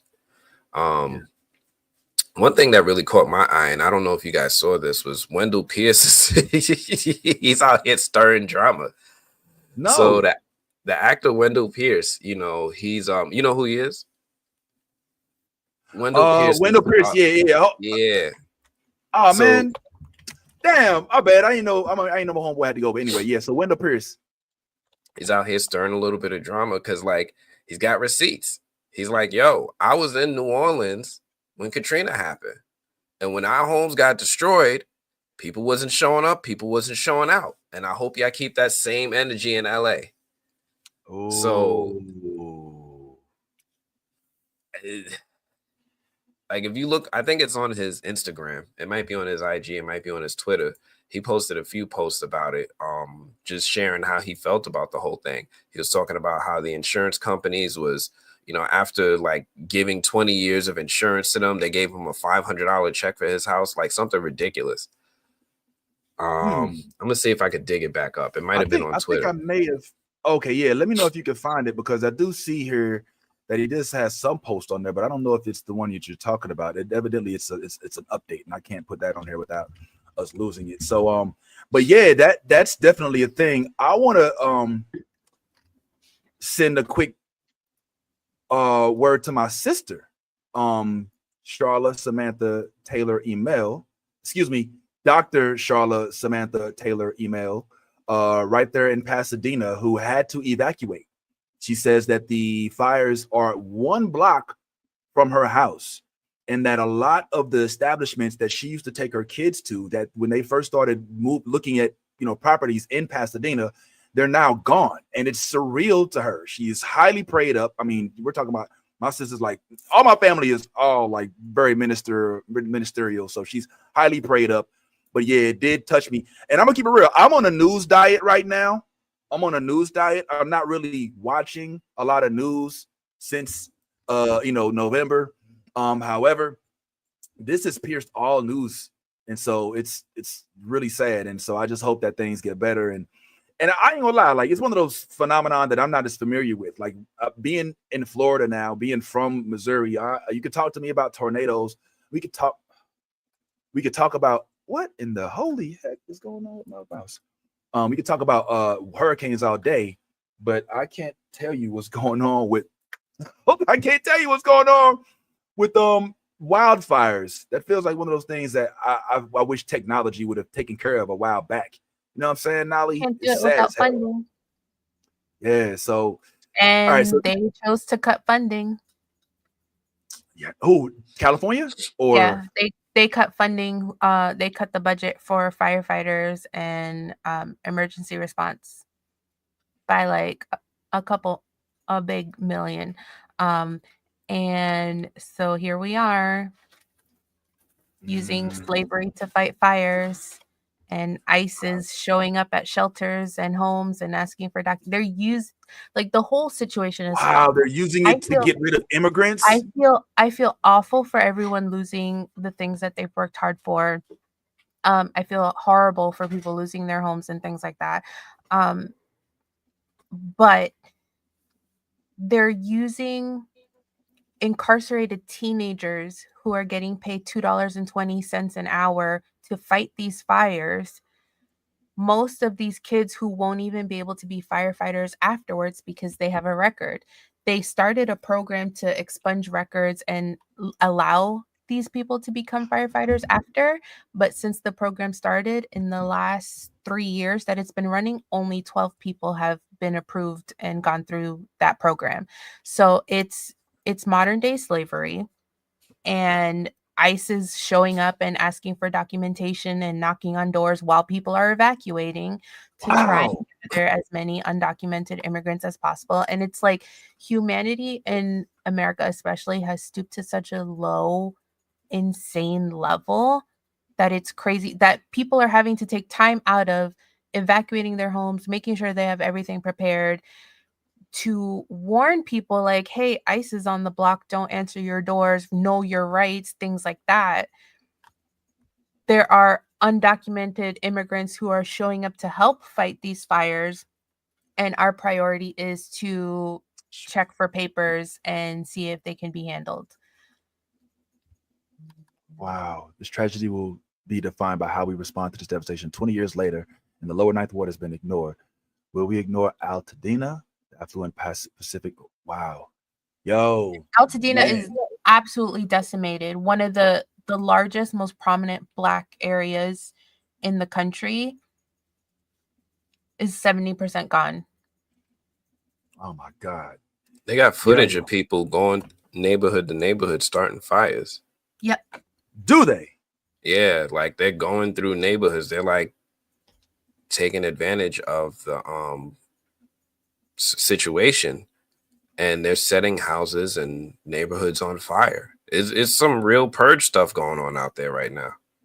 Yo, this is crazy. Yo, it's very post Katrina type things going on, and then people are more focused on like, oh no, they're looting. But at what point does shit become survival? Because resources, yeah, people are pulling for resources and things like that. But if everyone's going to the same shelters, the same spots to pick up goods, the same places, FEMA lines are tied up, the app is not working, at some point survival kicks in. Are some people being assholes? Absolutely. It's human nature to take advantage of situations, but some people get desperate, and a lot of people don't understand that level of desperation because they come from a point of privilege. Yeah. It was King who said writing is the language of the unheard. And not saying that these are riots, but just to kind of show that just because people are doing things, it's not always out of any kind of, malevolence. It might just be, I need to feed my kids. Stealing is one thing, but stealing to feed yourself, sometimes we tend to lean a little less on. So real quick before we move on, shout out, is there anything we could do? We see we got the Red Cross number up here. If anybody wants to donate or anybody would like to help out, if you could just, Nolly, before we move on, what are Carl and Yvette and Love saying? Are they safe? Are we good? Can we count on them being around for their annual interviews this year? So I think first and foremost, safety is important. They're safe for now. Okay. I'm definitely like checking in like every day, making sure, hey, did you guys have to evacuate yet? Like, how are things going? How are you doing? Have you heard of resources that I can share? Things like that. It's important. I would advise people to not donate to the American Red Cross, as there is a lot of factual information out there that shows how they mishandle money, especially after Katrina and especially after the other recent hurricanes that we had on the East Coast. The money goes to them. It barely goes to helping the people it's supposed to help. There are a lot of local organizations that you can post. I'll repost most of them on the New Blurred Order Instagram later in the stories. There are a lot of companies that are giving away free food, free meals to evacuees and first responders. There are companies that are asking for donations so that they can distribute locally. So I'll make sure that everyone's okay. Tiffy is good. She's not like next to the fires. But she's also like, I think she just flew to New York yesterday. So I think she's pretty okay. But I keep tabs with her too as well. Please. I'm so grateful to you for that. That's something I got to work. Wouldn't even have hit up my sister if my mom and them didn't make me aware of what was going on. So yeah, shout out to you, Nali, for doing that. Shout out to everybody that we know that's been impacted by this, and hearts, thoughts, prayers, all that stuff is going out to you. And I can't help but hope that this is over sooner than later, and including those that we don't even know. I did want to circle back on a topic that we talked about earlier, where we were kind of debating, whether or not we wanted an actual African to play Storm, or how we felt about Wakanda and people not from Africa playing Wakandan folks. Well, as of late, just recently, because of something that you all brought to my attention in the group, it's evidently being an African actor doesn't always necessarily mean that that's the end all tell all. And that may even come with some problems. There's still some big racism. 2 decades. John Hudson has kind of talked a little bit about it. And I would like to, if it's okay with y'all, see how y'all feel about this, because this kind of took me out. It's kind of struck me out the blue. And let's talk about it on the other end of this real quick. Still struggling, trying to make a living. After 30 years in this business. I've been in this business and making films now over 2 decades, and still, with 2 Oscar nominations, many big blockbuster films, and yet I'm still struggling financially to make a living. I'm definitely underpaid. How has Hollywood changed in terms of African representation in what you see since you started out to what's being produced now? I was nominated for a Golden Globe, but they ignored me for the Oscars, talking about the fact that they thought that I just came off the boat and off the streets. Even though I successfully did that, they just didn't feel like I was an actor for whom we should pay any respect to. So this conceptual idea of diversity, it still has a long way to go. Systemic racism don't change like that anytime soon. Growing up, you're one of the first big Black actors I saw in big budget films. So it's mind-boggling to me. Well, that's a sign for you that systemic racism is not something that you can deal with lightly. You have to cope with it and survive the best way you can. I'm still struggling, trying to make a living. After 30 years in this business. I've been in this business and making films now over 2 decades, and still, with 2 Oscar nominations, many big blockbuster films, and yet I'm still struggling financially to. Why is this hard for me to accept? Why not the racism part, the definition of struggling? Well, hold on. It's all relative, right? When you look at his peers who are 2-time Academy Award nominated actors, he's comparing it to that. He's not saying he's homeless. It's not like saying he's in a circumstance where he's going to not eat tonight. He's just saying, compared to my contemporary peers, I'm not getting what I deserve. And this isn't new news, right? We heard Taraji make this noise when she was promoting The Color Purple. I've heard it from Black actors all the time. Giancarlo was about to commit suicide in order to get the insurance money. It's not, and I actually brought this up on my live stream the other day. Like, in Hollywood, Black actors have to fight an uphill battle. It's already hard to get cast in a movie, but then when you actually do get in the movie, you're not going to get paid like everybody else. There's one alpha that gets paid, then everybody else gets whatever. I don't know. I'm not a huge fan of. I when he's talking about how he's not getting paid, I agree. I believe him. Right? For all we know, this dude he should be a lot better off, considering the amount of work he's put in over the years, the talent we've seen from him on screen, and how he actually is a draw. Right? Djimon Hounsou is a draw. He can draw people into theaters. I remember watching Shazam. I was like, yo, he's like the best part of this bad movie. Like, 100%. Right? Like, Djimon Hounsou deserves higher pay, as do a few other Black actors, but I can only imagine what it's like for him as an African actor coming into America trying to get equal pay. Yeah. I guess the only issue, I don't discount what he said. I agree with you 100%. Djimon is not just, he was in if I'm not mistaken, he's in Shazam, but he was also in a Marvel movie.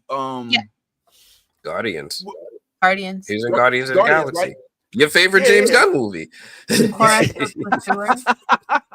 Yeah. Yeah. So I mean, the dude is. I mean, he's working, and I guess it's sad. My issue isn't with what Hollywood is doing. I definitely am not in any way, shape, or any way, shape, or form discounting what he said. Here is let me just play this back one more time, and let me just kind of just delve into exactly what he said here, and I'll press pause here. I'm still struggling trying to make a living. After 30, I'm still struggling trying to make a living. Not my peers are getting way more than me. Not, I don't get the same respect I believe I deserve. I'm struggling to make a living sounds to me like I'm having trouble paying my bills. That sounds to me like I can't necessarily get all the money necessary to pay everything. And that's the part, if I'm being honest, look, I know you're looking at me like, but I just have trouble believing that. Maybe he's not. How do you think he lives? You think he lived in like? Isn't he with Kamora Lee Simmons? No, they broke up in 2012. They broke up like a decade ago. And no, my man, I don't know. You got to remember, his net worth is literally $4 million. And when you break down your earnings as an actor, you have to pay your agent. You have to pay the manager. You have to pay stylists for your events. You have to pay for travel and things like that. Like if you're doing appearances on shows. And so like all of that. So if you're already getting less than your co-stars and you're not booking roles as often, all of that shit goes away so fucking fast and so quickly. Okay. He's got a lot of movies too. My man has been out here putting in work. Amistad, Gladiator, Blood Diamond, Tomb Raider, Constantine, How to Train Your Dragon. He was so good in Constantine. Guardians of the Galaxy, Fast and the Furious, Shazam, Charlie's Angels, A Quiet Place, Black Adam. So again, Rebel Moon. Oh yeah, he was in Rebel Moon, and actually I like this character in that, even though the movie itself is questionable. But Tarzan. Somebody said Tarzan. Tarzan. Was he in Tarzan? The Legend of Tarzan. Yeah, that's the one with the Skarsgård. Unknown for that is so. So the thing is, like, I'm not questioning whether he's underappreciated, underpaid. That's not the question. The question is he really struggling to?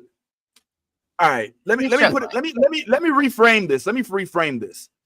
There's Hollywood struggling, then there's regular people struggling. Come on, man. I think it's both. All right, I think that regular people struggling is, look, I cannot feed my kids this month unless I take out food stamps, unless I request loans. Struggling in this context, and I'm not trying to make light on it, but struggling is probably not being able to keep up with your $1 million home, right? So it's probably not being able to. That's not in my book. That is really a struggle. Struggling. Listen, hold on. You don't come this far just to stay in the projects, man. You don't sit here and make this successful. And listen, I know I lived in the projects, right? And now that I'm out of the projects, I always put this stuff relative. Right? When you can't pay your bills, when you have people that depend on you and you can't provide for them, that shit is a mental struggle. You think Giancarlo was in a trailer home when he was contemplating committing suicide? No. But when he said he's struggling to pay his bills, he's got a lot of responsibilities he's got to maintain, right? Jamon Hansu probably has a lot of responsibilities. He probably has a lot of people that depend on him. He has a lot of things going on in his life. He's got a couple ex-wives. He has a child. He might have $1 million home. God bless him for getting $1 million home, because that's what his success has earned him. And he probably deserves more. Again, when you look at other people who are in those type of supporting roles and lead roles like he was, there's probably his peers that are not African that have way more.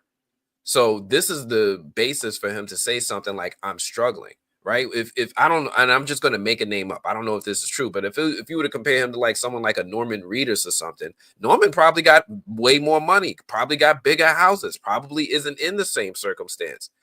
This man narrates documentaries, is a co-star in films. When you see him, you always appreciate him, and then he's gone. Nah, man. This Well, I'm I not. don't I'm, it's struggling. I hear you what you're saying. Like it's not struggling. Nobody's saying he's going back to the project. Nobody's saying he's on food stamps or anything like that. But you can struggle in your own space. nah. You can definitely struggle. But literally what he did, the quote is not last the year. quote. Go ahead, Nadi, my bad. In 2023, he literally opened his home out for rent. Like for someone to rent his 4-bedroom, 3-bathroom home. Okay. Listen. So I think Is it a he's large struggling. home or is it a modest home? Right? Maybe never that'll help Vince. seen- Maybe he's imagining he lives in like Rick Ross's house. I don't know. Look, It's a small mansion built in 1990 that's in a cul-de-sac. So it's 4,000 square feet. okay. I mean, I wouldn't consider 4,000 square feet a mansion. But I guess It sounds like right, he was Steve. living within his means. I don't want to discount this brother's struggle. He was All renting right? his house for $11,000 a month. Yep. Struggle to make ends meet and struggling to make it as an actor, two different things. I just question whether or not his struggle would be the same as our struggle. Would any of us trade places with him? You know That's what I'm not saying? the question. Even though he struggled, that's my question. You know what I'm saying? And that's where Hold on. I'm like, I could say here, if you were struggling tomorrow to pay your mortgage, I could find a bunch of people that's willing to trade places with you because they'll be sitting there, be 100%. like, you've got a mortgage, right? Right. But you would still be struggling because you have children, you have a wife, you have people that depend on you, and that's a mental toll on you. So struggling, is not always the literal, oh, I can't eat tonight. Struggling could be your mental health. Right, like I have to put out my house for rent. Where am I sleeping tonight? Right, it's $11,000 a month he's renting it, so his mortgage has got to be smaller than that. And if you're an actor and you can't afford $10,000 a month to pay your mortgage, some of these actors are spending $10,000 for their lunches. I want the brother to get more money. I'm not questioning whether or not he's underpaid or underappreciated. I am curious as to what the definition of struggling to make ends meet. This is what he said. I feel like it just struck a nerve.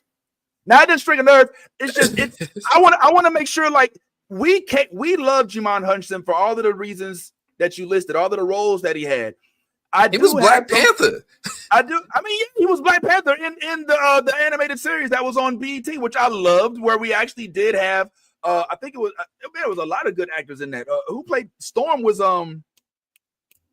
Storm was in it. They were together. They kissed. Storm would fly off with him and all of that. It was crazy. But I take away. This is Jimon Hutchinson. If it wasn't Jimon Hutchinson, I don't know if I would feel as much sympathy for him, because in my head I'm like, okay, there's still another class that you exist in. And that class could be downgraded. I don't know. Maybe it's just for me. It's hard to imagine like folks that are millionaires that still maybe he's a millionaire. Maybe he's still a thousandaire. We don't know that. His equity is over $1 million if he has $1 million home. You know what I'm saying? So he could live below his wage, but he wants to stay where he is, and he has every right to do so. I think that the big thing to take away from this is that he is not getting what he deserves, what he's earned. And that is something that we can all agree on. As to whether or not he's if he's living paycheck to paycheck, whether or not he has to check his account before he makes any purchases, that's what I'm questioning. And that's what I consider real struggling. Like, it's just hard for me to like equate his struggling to make a living wage or to pay the bills for his $4,000 square foot house. And compare that with the people that don't have representation, that don't have acting, that don't have any opportunities coming up to make $1 million project, who can't do voiceover stuff and just have to deal with it. So I guess for me, it's just two different types of struggling. There's Hollywood struggling. Oh, I don't know if I can keep up with my $1 million house, and I may have to downgrade to a 3-bedroom house somewhere. So what is okay? What levels of success is okay? Right? Because it feels like it's semantics about this man being certain level of success, and then I'm not sympathizing with him because he's up there. Oh no. I sympathize with them. I just don't think that his struggle is the everyday poor American struggle. He I never just don't. said that, but he never said That's what that. All he said was, "I'm struggling to make it in." a way to make Yeah. ends meet. And that's Yes, hard and to ends believe meet when for you're him is when you're a that. millionaire. When you Ends when you meet for have millions millionaires. of dollars. Listen, he's in a different lane, right? He's in a different lane that is unfamiliar to us, right? But when you get in that lane, when you're pioneering something, there's going to be struggle. And maybe we don't relate. Correct. Maybe we can't see because our struggles are different. But I don't think admonishing this man saying he's struggling is a good thing.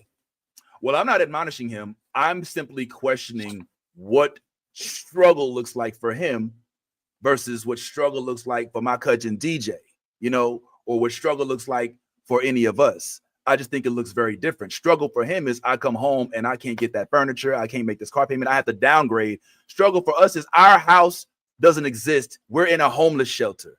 So making ends meet, I just think it has variance. It just has different degrees of variation. I just think that the way he worded it, it's just different. I'm not admonishing him. I think that he's going to get my money.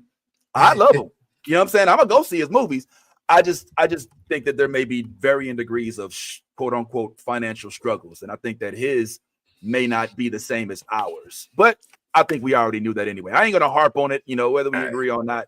Either way, we both love this brother and we both want him to do even more things. I mean, let's not forget, he was just in a quiet place, right? You know what I'm saying? Like this, I think this is the part that hurts me the most. It's seeing people do big things, but not be rewarded for them. I think that's what hurts me the most. This kind of reeks of when, all right, quick story. Then I want to talk about Nali, if your article, if you wouldn't mind sharing with us some of your thoughts about it, because I thought it was extremely instrumental. I loved it.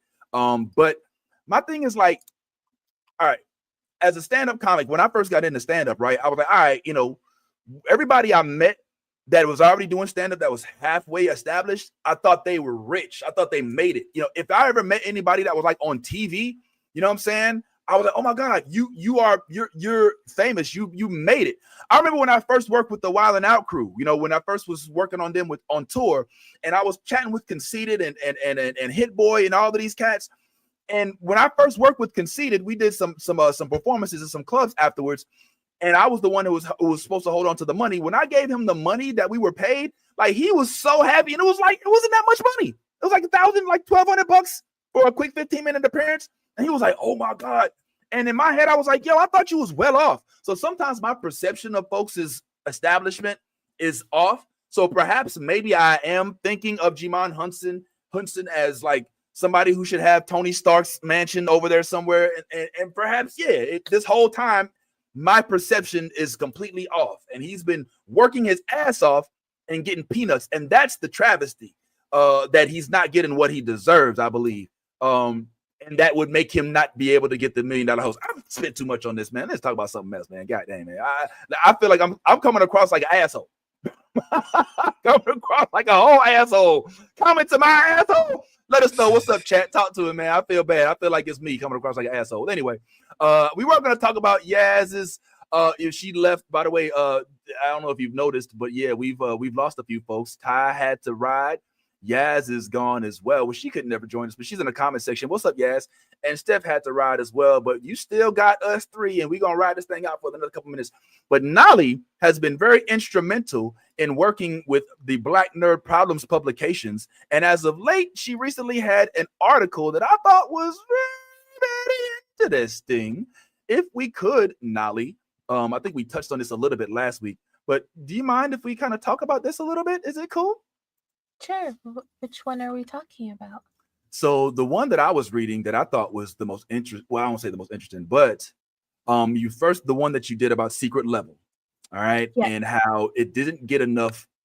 Let's say y'all not talking about it enough, and it don't sit right with my spirit. It didn't get enough attention. So what is it, if I may? I'm trying to bring this up on the screen. What is it that you found unflattering about the reaction from most folks about Secret Level, if you will? So I'm chronically online.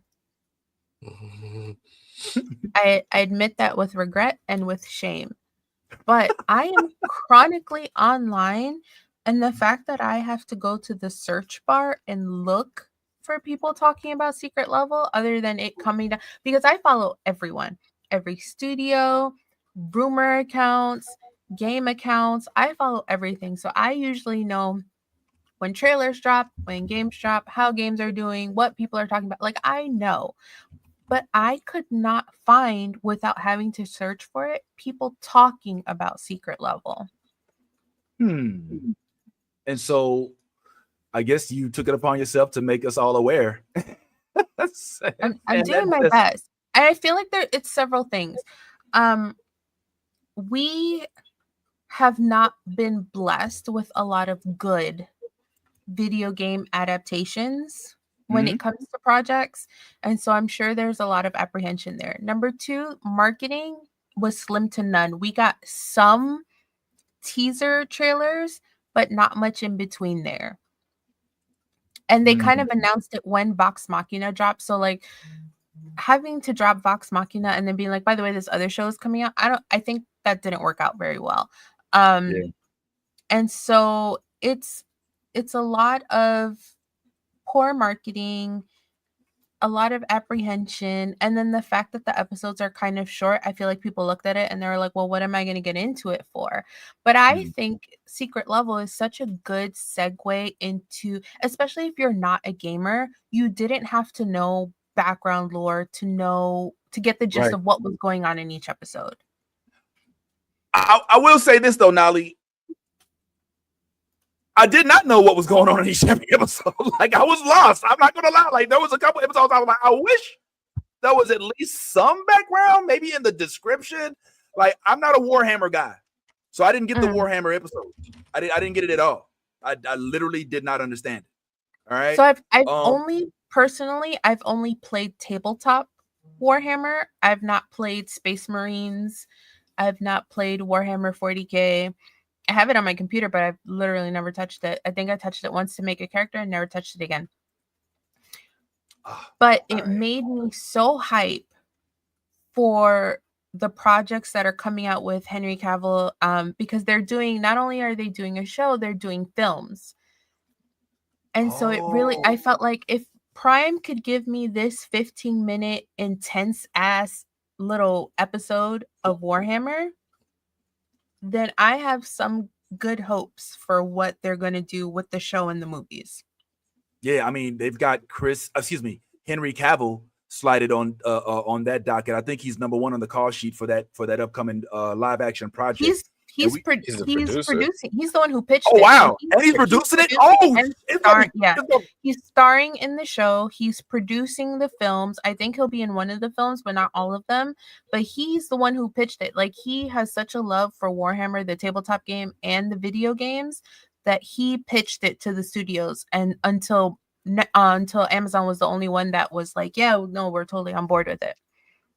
Yo, if dare I say, if Henry Cavill is at the helm, then it will be a source accurate. 100%. He's the biggest nerd, and he has such a respect for source material. And obviously, that's right. That's why he left Witcher. He's like, that's Cavill's baby now. Yo, you gotta respect the dude like that. You read comics and lift weights. Cavill is a gamer. He actually, and it's funny too, because he used to never shut up about how he'd be on films and be late to set because he's playing World of Warcraft. My man is a nerd.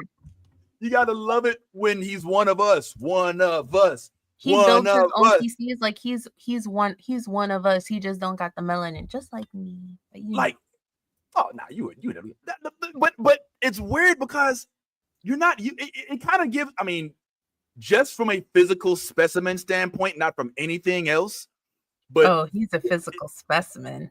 Well, I was just gonna say it kind of gives the same confusion I got when we were introduced to Hellspawn. I was like, okay, this brain not working. Okay, football linebacker who knows way more source and stuff in the world than I like. It doesn't. I didn't, but I love seeing it. And yes, again, just to shine the light on Nolly. You guys, where can we find Nolly? Where can we find your periodical? So, by the way, this is brought to you by Black Nerd Problems, who Nolly is a member of as of now. So we like double dipping. I'm working on 2 new pieces to send in tomorrow, but I will be popping up on Black Nerd Problems at least bi-weekly or so. I've written 3 so far, just to like get my feet wet, and Omar was like, "Yeah, no, you're in there," and so here I am. So Black Nerd Problems. So Black Nerd Problems, for those of y'all who've been following us and been watching us for a while, you know, Omar, who was on our show for a while, still is, but you know, he's not as frequent. Tiffy as well. You know, we got our recurring roles. They're originally members of a group called Black Nerd Problems, which has an IG and a YouTube and a Facebook, and most importantly for right now, a website. The website Black Nerd Problems can literally just be seen by going to Black Nerd Problems. And if you go there, you'll find articles by our lovely one and only Nolly, who has been our everything for the longest. So big up to you, Nolly. That's a big deal. We happy. I'm proud of you, yo. That's a big deal.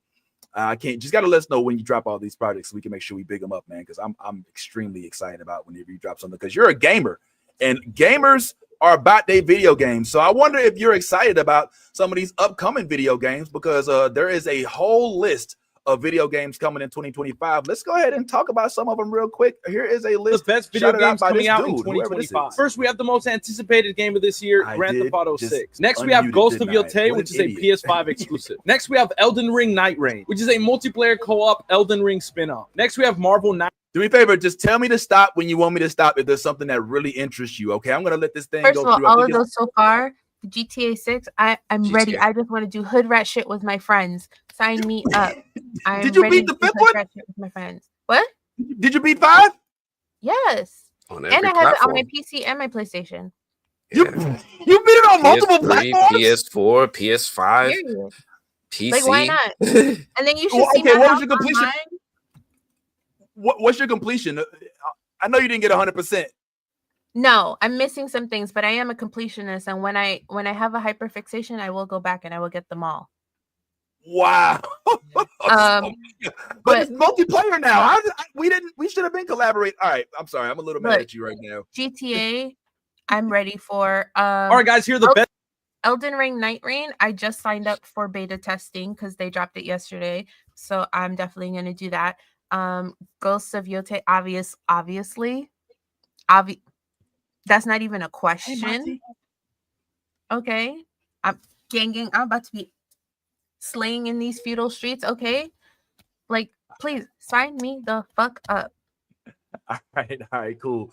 Let's go through some more of these. Let's see what else we're excited about. All right, man. Keep on talking. We listening. Best video games coming out in 2025. First, we have the most anticipated game of this year, Grand Theft Auto 6. Next, we have Ghost of Yotei, which is a PS5 exclusive. Next, we have Elden Ring Night Reign, which is a multiplayer co-op Elden Ring spin-off. Next, we have Marvel 1943 Rise of Hydra. I'm excited about that shit. I'm ready for the Rise of Hydra. Like, when's the last time we got an adventure game from Marvel where it wasn't Marvel Rivals or Avengers, you know what I'm saying? Where you can actually beat the game, you know, on single player mode. When's the last time we got something like that other than Spider-Man 2? All right, I know Spider-Man 2, but it's time. And Black Panther and Cap Am? What?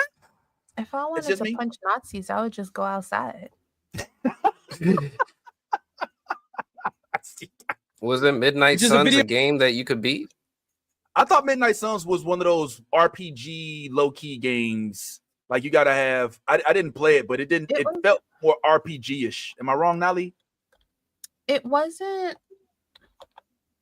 I wouldn't say it was RPG-ish. It was more. Skylar, you missed, bro. We talked. That was the whole first hour. I can watch and comment. But it was more tactical than like a normal RPG. You know, like you had to think your shit through. But it wasn't like Ghost of Tsushima. Hey, here's a game, beat it. Yeah, there's all these. So I don't know. I don't think so. But what's up, Ant? They had Guardians of the Galaxy. They had Spider-Man. They had Iron Man VR. They've had games. Guardians of the Galaxy. You know, So old. They've been putting out games. It's just nobody really That's care on about these streaming. games. Okay, let's see what else is coming up. Video game based on Captain America and Black Panther teaming up to defeat the Nazis. Next, we have Pokemon Legends ZA. Next, we have Skate. They're finally bringing back the legendary Skate games, and I used to love these games as a kid, so I can't wait to play it again. Next, we have Gears of War E-Day, which is a prequel to the original Gears of War. Y'all do Gears of War? Sign me the fuck up. I ain't got an Xbox. Yo, sign me the fuck up. When I tell you I have a disgusting passion for Gears of War. Yeah, you followed all the way. Look, if Netflix fucks up these movies, I will personally go and riot by myself in front of the studios. Okay, they better not do it fucking dirty. I will be so upset. Is it a movie So out, upset. Nelly? So Netflix is pairing with the game studio and they're doing the movies. And luckily the creators of the games are going to take part in the production and the writing and everything. But if I am not sobbing when Dom finds his wife, like I do every time I replay the fucking game, if I am not sobbing and calling my therapist after, we're gonna have problems. We will have fucking problems, okay? I need emergence date I need it to look convincing, okay? If the video game can give me good graphics in 2025, you can give me good graphics for this movie, okay? I seen Avatar. I seen it. It can be done. Don't fuck this up for me. Don't. And the casting better be on fucking point. Oh shit! All right, my bad. I hope y'all heard for games. Next, we have Dune Awakening, which is a third. I want to play this. This too. is intriguing. Dune Awakening. Dune is trying to be Marvel-esque. You know, they got the big screen and the little screen. Now the video game. Dune is a very big franchise, and so the fact that it's getting all of this love, it's probably just Dune. Sign me up. You're right. It is. It did come out before Star Wars. You're right. I do need to put some respect on that. My bad. Person game based in the universe of Dune, and I'm really excited to try this game out. Next, we have Dune: The Dark Ages. Say what, Nolly? Funcom is making Dune Awakening. They're the ones that made the Conan Exiles games. Do we like Funcom? I mean, the character creation looks really good if you haven't seen it yet, but okay. All right, let's see what else. Which is a prequel to the Doom games. Next, we have Death Stranding 2 on the beach. The trailer for this game literally looks like a movie, so I cannot wait for this game to come out. Next, we have Borderlands 4. Next, Nolly. Borderlands. Okay, so it's funny because we were watching the Game Awards and they played the trailer for Borderlands 4, and I turned to my husband. I said, "Who asked for this?" And he goes, "Everyone." And I was like, "Oh, not me." Well, I thought Borderlands was your shit. I really thought that was your jam. I enjoy Borderlands, but I don't think I could do what do I need another game for?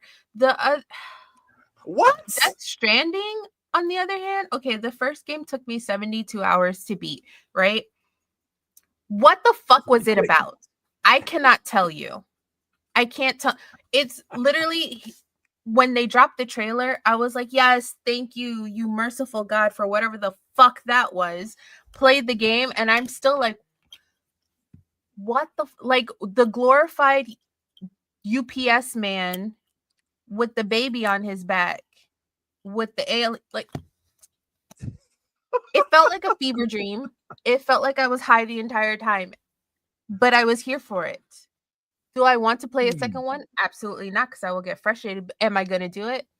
Absolutely, I will. I'm a glutton for punishment. Yep, I will. I will spend the 80 something hours to beat it and be like, so what the fuck happened again?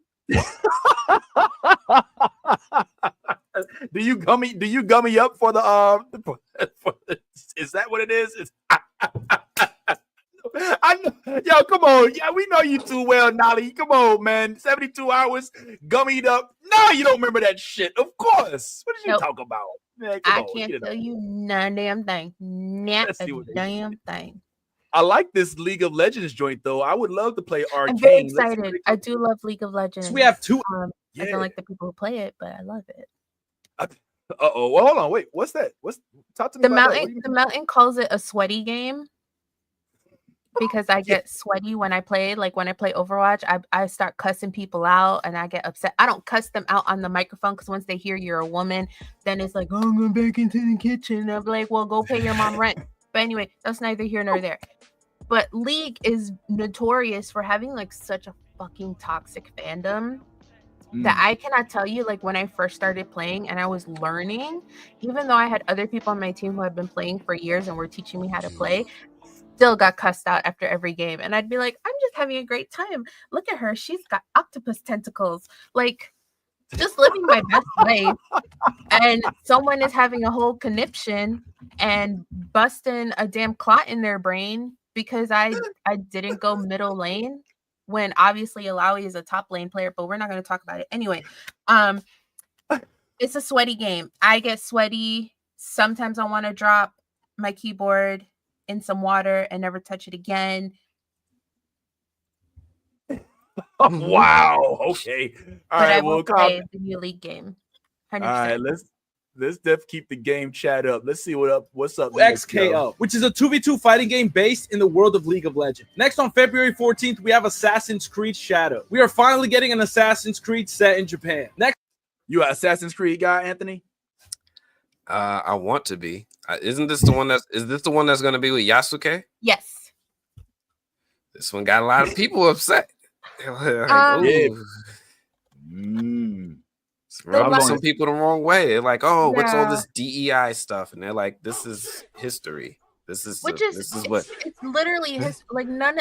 Yes, do the Assassin's Creed games have fiction in them? Obviously, it's a fucking video game. But are they based on history? Absolutely. I don't see why they wouldn't do it. But then again, it's always like, oh no, the woke shit. Here we go. They're ruining things. But the last good Assassin's Creed game was Black Flags, and that was a hot minute ago. So are we really like gonna hold Assassin's Creed to such a high standard? Like, if you don't want to play it, don't fucking play it. You're not gonna miss much by missing it. I promise you that. I'm more excited for Ghost of Yotai. Same. Ghost of Yotai? Okay. Oh, yeah. All right. Let's keep the vibes. All right. What else do we have on our video game list? Next, on February 28th, we have Monster Hunter Wilds. I've never played any of the Monster Hunter games, but I have heard that they're good. Let me know in the comments below if I should try it out. Monster Hunter, anybody? I played the last one. Yeah, I played the last one too. People don't like to play with me because I have ADHD. And if I see something shiny, I will go pick it up. And then after we fight the boss, it gives you like at the bottom of the screen, it'll show you who got what. So you'll see like top DPS was so-and-so, top this was so-and-so. Most items collected, Nalia.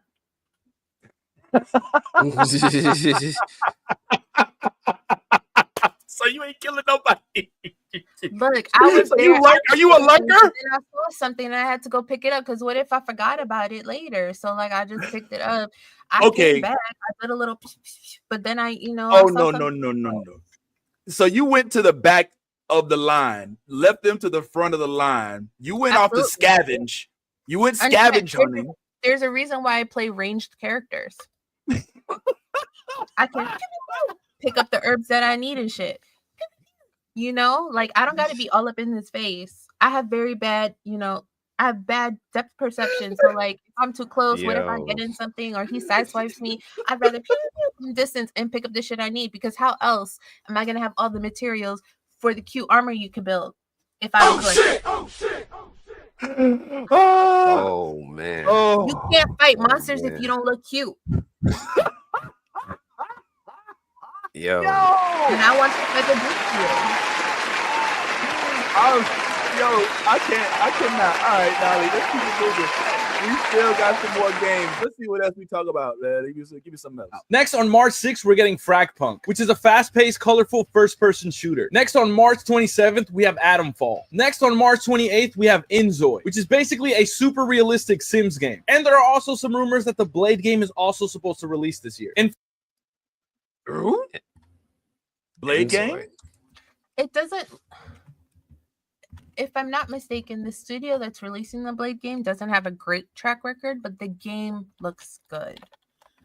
Okay, we might have to delve a little deeper into that. Comments, don't go nowhere. We coming to y'all next, and then we gonna get up out of here. All right, what else we got on the list? Finally, the game I'm most excited for, Black Ops 2 Remastered. Let me know in the comments below which game you're most excited to try. I ain't gonna lie, I think I did Black Ops 2. Are y'all doing Call of Duty? I haven't done COD in a while. I just downloaded the recent one, and I don't do it. I stopped playing Call of Duty and switched over to playing Battlefield. Oh, Battlefield? Didn't 2 come out a couple years ago? Battlefield 2? Battlefield 2024. 2024, yeah. I was playing 5 for like a couple of years, and then 2024 dropped. But I didn't like the 2024 as much as I liked 5. So I think I played it like a handful of times. Anybody playing Path of Exile? I used to play Path of Exile a lot.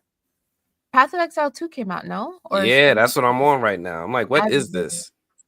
It's like Diablo meets other dungeon crawlers. This is my first one. Like I got it. I have this game in PC I never game on. And then my brother-in-law was like, get it. So now I'm in it. And I'm playing by myself. I'm doing pretty good. So I might anybody watching, you might see me on Twitch just randomly playing either Spider-Man or that. Yeah. I might download. Let me just download it real quick. Yeah, man. Like $30. I'm heavy on Black Wukong right now. Like, that's my new game. It got me. It's one of the first games that I bought just off of seeing other people play it. Like, you know how you go on PlayStation and you're like, so-and-so is playing such and such. I'm like, I kept seeing Black Wukong. And I was like, what the fuck is this shit? What is it? What are they playing? And I was like, oh my God. Go ahead. Lorraine, she asked, she goes, wait, guys, when do you have time to do all this? I don't. Let me tell you how being autistic and ADHD works. I don't have the time for all this, but I ignore everything that I need to do so that I can do this for my mental health, so I don't have a mentee B. Like, as soon as the days I work from home, as soon as it hits 4:30, the laptop goes to the side and I'm on the computer and I'm playing something. Like, the weekends, Sunday mornings, I wake up early because of the kids and I'm like, I'm gonna play something. Should I be doing my homework? Absolutely. Do I wait until Monday night when it's due? Always. Yo, so there's your answer, Raina. And for me, I ain't gonna lie, like, I just game whenever I get some spare time. Like, and that's probably about to start running low, but I gaming it never yet. Oh, thanks. Oh, got the cheek. Are you watching? Are you the one person watching the streams? Because thank you. So whoever it is that keeps coming in and watching, I apologize. The last couple of days I have been on mute, but I've been talking a lot. It gets crazy. I didn't even realize. I went back to rewatch. I was like, how come I can't hear myself? The whole time I was on mute and I was cussing y'all out too. But I was like, oh, God damn it, I'm losing. But anyway, yes, I will be on stream today, so go ahead and follow us. And I stream on New Blurred Order, so just I feel like Vince should play Dark Souls 3 because that would be fun to watch. Dark Souls, what is that? Playing a hard game and just to hear him curse out. I don't want to. Yo, this shit was. I was cussing this game out. I was cussing out Black Wukong because it was. It's like a Soulsborne game adjacent. Well, it looked like on Ninja Gaiden. Yes. Black Wukong, did y'all play Onimusha? Yeah. Onimusha, it's like Onimusha, but a little bit better with, obviously, Onimusha is from PlayStation like 1, I think, or maybe PlayStation 2. You ever played Ninja Gaiden? We're aging ourselves. Yeah, but it's better than Ninja Gaiden because Ninja Gaiden is board-based. This is more world-based. Okay. Like, you don't get to the end of the board and like, oh, I beat the boss. Like, you know what I'm saying? Like, you got to go to different places and, you know what I'm saying? But the problem I have is that it was getting on my nerves because you have to level up, and then at first they only give you like one or two places to level up. So you got to keep playing the same board over and over, keep beating the same enemies just so you can get your strength up to be able to fight the first couple bosses. And that is annoying, like playing the same board like 100 times on some Groundhog Day shit. But after I got over that, everything else is fine. So we'll definitely check that out. I want to get y'all opinion on this real quick, and then we'll go ahead and start checking the comments out. Excuse me, and then we'll go ahead and get up out of here. What was that? What was that? That was a hiccup bird. This is what y'all want me to play? Soul. What is this? Dark Souls? Is this an RPG? Nah, can I swing and fight and hit somebody? Y'all trying to make me have a heart attack. Fact, you'll be rolling a lot to dodge, and so you could swing and fight if you want. Won't guarantee that you'll live, but it'll be great. Do I have to create my own elixirs?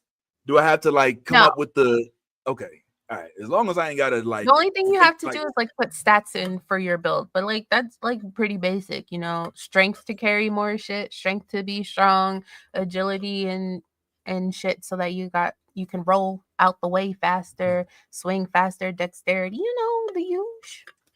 Yeah, the huge. All right. Speaking of video games, I wanted to get you all's take on this, which I don't know if I'm ready for this, but then after this, let's just go ahead and chat with the comments. So we all sat and talked about how much we love video games. Video games have changed over the years, definitely a lot since I was coming up. We used to go to the bowling alley and stuff like that to play. But now there's technology, I guess, that is making it so that we can not only play the game, but also we can be in the game. You can see, shoot, and even smell. They want you to be able to smell the games now. Is that where we going? I know it smells right. Oh my god! And like if we're upper it smells like outside and upper lip, and I'm real sensitive to smells. I'm not doing it. So you're not gonna play. You don't want to smell the fungus in the air in Last of Us 2. You don't want to smell. I already go to conventions. I smell the fungus in the air. Then why do I want to smell it while I'm playing video games? It do smell like earring backs. Yes, Harmony. It smells like earring backs. Like, why would I want that experience? First of all, if there were ever a zombie apocalypse, I'm checking the fuck out. Okay, I love zombie movies. I love everything about zombies, but do I want to partake? Absolutely the fuck not. I'm checking out. That's it. Cardio, not for me. I'm not about it. Why do I want to smell it? Give myself that trauma. Why would I want that? Who wants that? It probably smells like everybody's basement that they play in the game, and I don't want that for me. No, I want to play the game, put the controller down, and let the experience be that. I can barely handle when the controller vibrates. Okay, I don't want any more of that. I don't. It's not for me. Hey, when Nolly speaks, we listen. Yo, all right. Well, Anthony, would you play a game that you could smell? If it was Last of Us. You keep bringing up The Last of Us, man. Like there's other games, man. Like I can play cooking. What's that game? Overcooked or something? Cooking food or whatever. That'd be nice. Smell blueberry pie. Yeah, I'm here for that. I'm here for dead shit.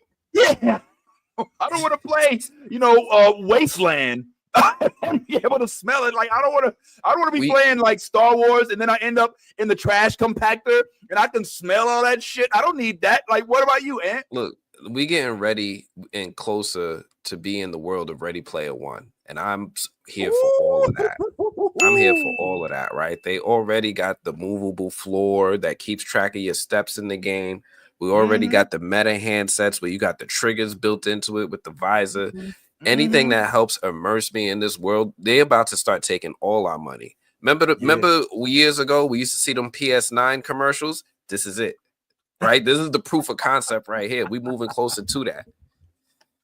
Wow. I don't know if I'm ready to smell fungus. I just don't think that. I think what if you're playing Grand Theft Auto and you can smell that Zah? Oh, right. This would open up a new wave of games, though, right? Like the cookout. You know what I'm saying? Like we want to play games we could smell now. Like who we can invite to cook out the game. I want to cook out the game, like for real. Like I want to smell what the cookout is like on your online force. You know what I'm saying? Like I just think that they could have used a better game to 100%. advertise. Are you there can games smell. that I would want to be immersed in? Absolutely. A zombie game is not gonna be one of them. I promise you. That ain't it. That ain't where it's at. The All right. the way my heart is built, it's gonna You don't give got a out. arc reactor? All right, fine. All right, well, we got about a few minutes left. Let's check the comments. I ain't been peeping the comments all day, so I'm gonna scroll on down and see what we talk about all the way from the bowl. Yes, good morning. Oh, yeah, Shout out to appreciate these y'all for tuning out. Let's commenters. go ahead and add a couple tunes real quick so we can do this on the way out. So who's been saying what? All right, so going back to our original conversation, Jodie Turner should play Storm. We already said that could be a thing. We'll see what happens. Why not? We need to steal that. Oh, girl from that played Fire a Star.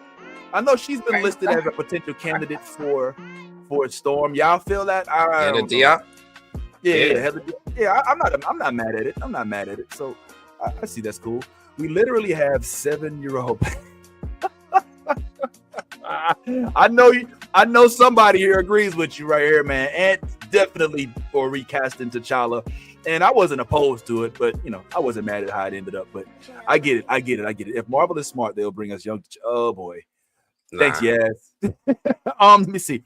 We need to know what the holdup is. Who's running it? Yeah, you're right. Yeah. I'm with you, Serenity. That's real. That's why Nakia exists like. Well, was Nakia in the comic like that? I don't know. T'Challa had a bunch of other love interests throughout the years. It's Right. not just Storm. It's like when people are like, why didn't we get Storm in any of the Black Panther movies? Storm was not just knocking boots with T'Challa. She had other lovers. She shouldn't be tied to the one man as her identity. True. Right now, she's with Wolverine. As she should be, because I like that pairing.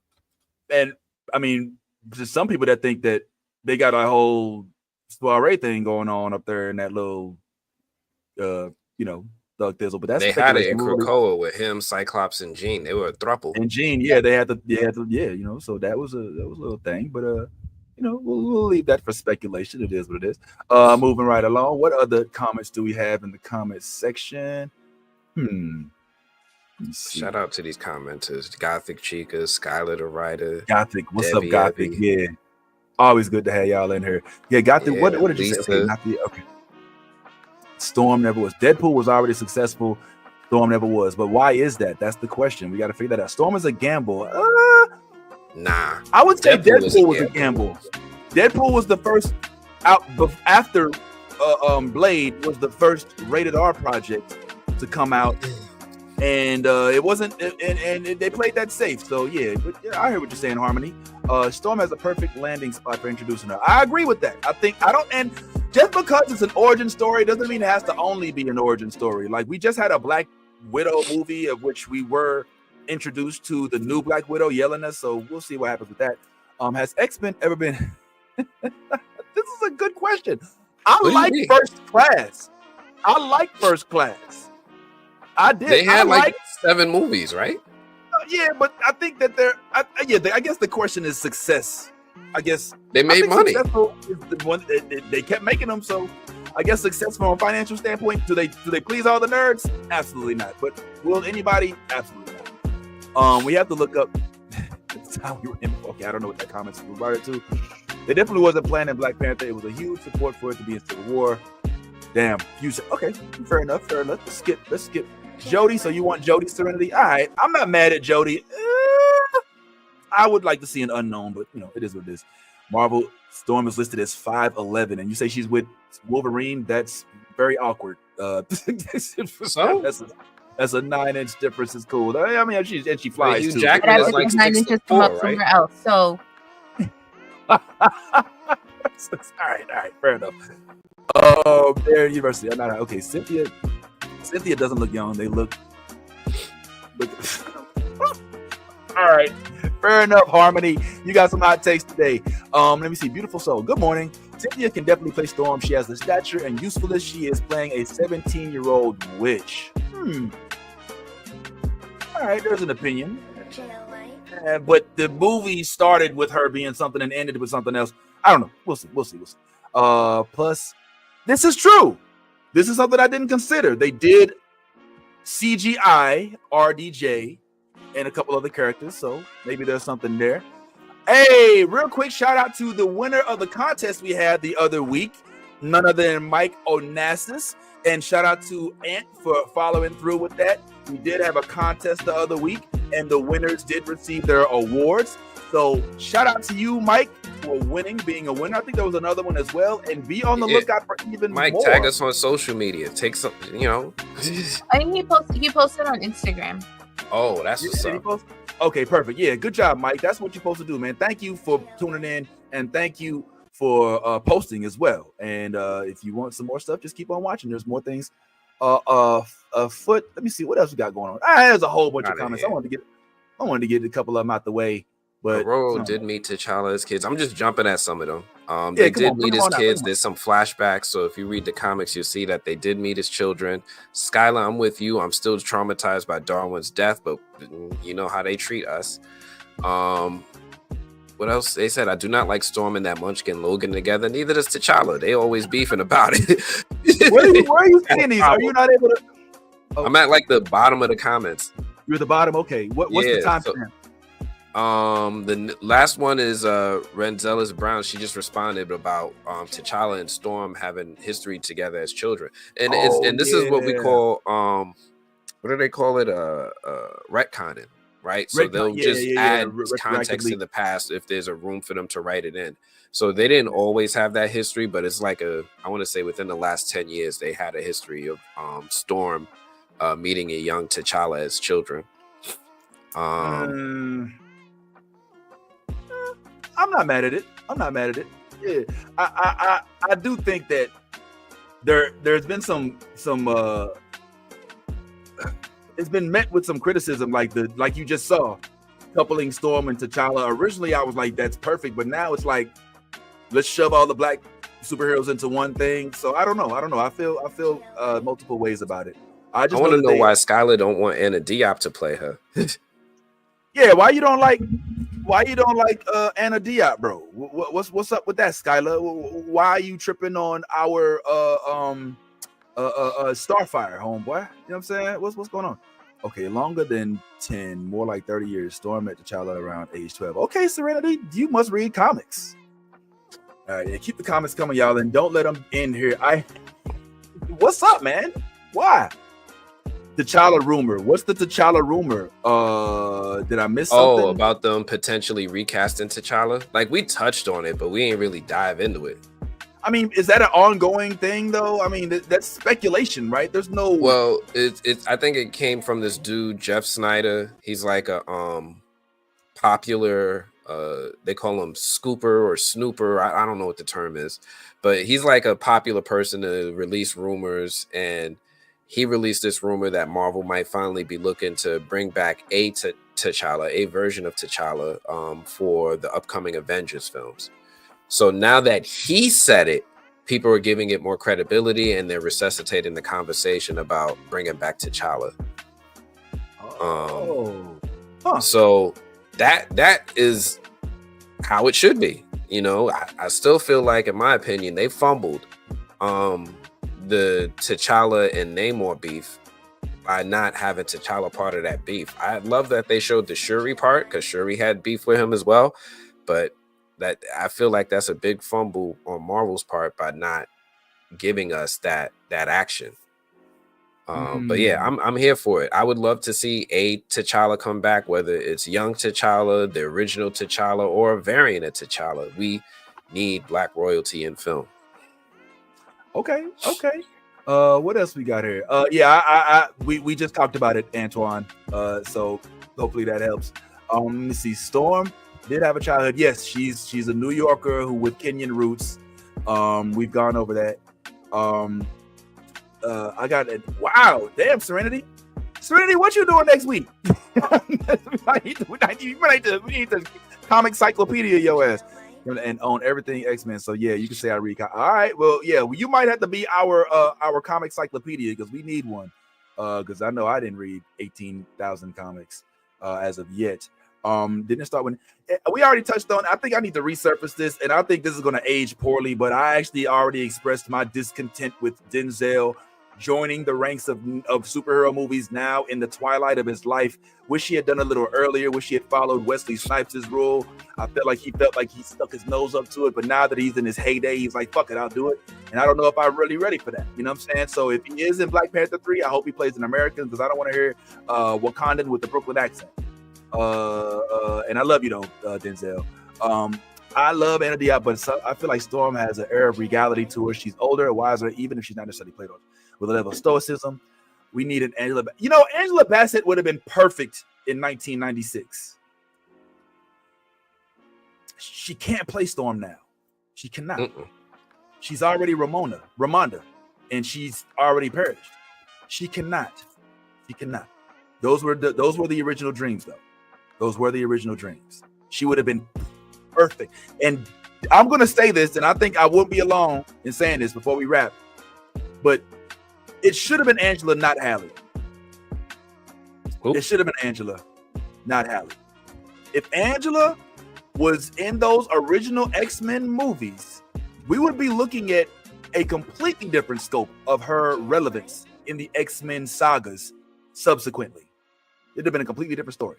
They took Halle because she accepted the role. Probably didn't know that much about it. But Angela was day one. Then after Angela then it was your T-Day. All right. But right now, I'm not opposed to Jodie, even though she's the same age of Erivo, and I already said Erivo's too old. I know I'm contradicting myself. All right. It's so cool. Yes. And Angela would. Yes. Okay. Pull up. Look at me getting love in the comments. Yes. Thank you. All right. Finally. All right. And lastly. Oh, that's it. That's the last comment. Well, real quick. Thank you so much, YouTube, for pulling up. In addition to watching us on Saturdays, please watch and look at the videos we're posting during the week. Monday, Anthony, are we Monday? Monday. Anthony with the movie blog will be on Monday, 5 o'clock Eastern time? 5 Eastern. I'm gonna be I'm probably gonna touch on some of these topics a little more, but I'm gonna have a whole bunch more. And of course, anybody who want to ask From questions. I know I'm a little far removed from, but I know some people still like talking about it. Nah, yo, From is still a thing. I mean, we still don't know who this is. Oh damn, it went away. Dang, did I delete it? I kept it on purpose. We still don't know who this is, so there's still room to talk about From. And I've also been watching Silo. Have y'all been watching it? I'd like to catch up with you maybe on that if you got room on Monday. And I got to talk about all the movies coming out in 2025. It's going to be a big year. Yeah, man. I had this up slated for a list. I wanted to talk. I feel like we're dragging, so I didn't want to keep y'all here too long. Yeah, no. You know what I'm saying? So I was going to go ahead and start wrapping up. But since we didn't get to this, we did get to the video games. We didn't get to this. So we'll probably get to this next week if it's cool. So we can have Yaz, Ty, and everybody along with it. But before I take this off the screen, what sticks out to you of this list when I have it up here? Can I tell you that I see the Naked Gun at the bottom right, and I'm like, excuse me? No Leslie Nielsen? Who plays the lead role of Naked Gun? You want to know what I think they're going to get? John Hamm. I think they picked John Hamm. But I'll tell you who I would like to see play the role of Naked Gun. It would never happen. Ice-T. Yo, come on. You can't tell me. Hey, man, I don't know why y'all all on this plane. Y'all need to get out there. You know what I'm saying? I can't do Ice-T. I'm sorry. I would want to see Ice, because the whole thing about Naked Gun, the movies, is you took the role of Leslie Nielsen, who actually played a legitimate cop in a series, and he plays the same character, but with dumb shit. You know what I'm saying? With like a bunch of real silly stuff. So the trick is to make it so that you can't tell the difference between the acting when he's serious and when it's being funny. And I think Ice-T. All right, never mind. I'll shut up. All right. Anything y'all see? Sinners. All the horror movies. All the horror movies? Okay. I see Insidious. I see Five Nights at Freddy's 2. They didn't get a good review. Wolfman comes out next week, no? Wolfman, that's got old girl from Netflix in it. I mean, from Ozark in it, right? Mm-hmm. Until Dawn, which is based on a video game. Yeah, a good one too. Another zombie game. I got a side eye for the Jurassic World. Whatever they're doing with Jurassic World, I think is enough. I think we need to let that break. Did you see the leaked footage of Scarlett Johansson turning into a raptor? Oh my God. No, I did not. But I hope to God that is fan fiction. Because they already made Jurassic Park had a formula. Why y'all can't just follow it? Let me tell you why. I'll tell you why. Because there's no longer any source material. You know, they don't have the George R.R. Martin that's still around to give them any guidance. Has more source material that they keep popping out these movies, but they follow the same formula. But they're not all good either. You put respect on Romulus. You put I didn't say Romulus. Prometheus? Prometheus? I am one like of those Prometheus who enjoyed Prometheus. Really? Okay. I ain't gonna knock you. I'm just saying I would check out the new joint. And by the way, I enjoy watching it. There's another Alien game coming out, by the way, that looks really good, and it's co-op and it's multiplayer. And also, Romulus leads into the Aliens TV show that's dropping on Hulu in a few months. Okay, don't give me alien fatigue. I hope we're still here for it. All right, let's get a couple of these out the way. I also see the Fantastic Four. I didn't know that was coming out this year. I have doubts. I have doubts about that. Is that real? I don't know. That feels like that. It comes out July. Fantastic Four. They already shot it. They just casted Pedro. They wrapped it last summer. Damn. Oh, it's gonna be trash. They got it. They casted it, but they waited to tell us who they casted. Oh, and did y'all see the thing? Did you see the thing where they snuck somebody into the studio? Did y'all see that? I had that on here too. All right. You know what? We're getting into next week's show already. We'll delve into these movies a little bit next week, y'all. So pull on up. We did also not get a chance to talk about Squid Game, the Ghost of Tsushima anime that's coming out, Nearly Burlesque shows, and the award show, everything that happened this week, of which there were a lot of snipes. Excuse me, what do they call them? What do they call it when you don't get it? Snubs. A lot of snubs for the movies we won. Like we didn't get the Penguin, and we didn't get the old boy from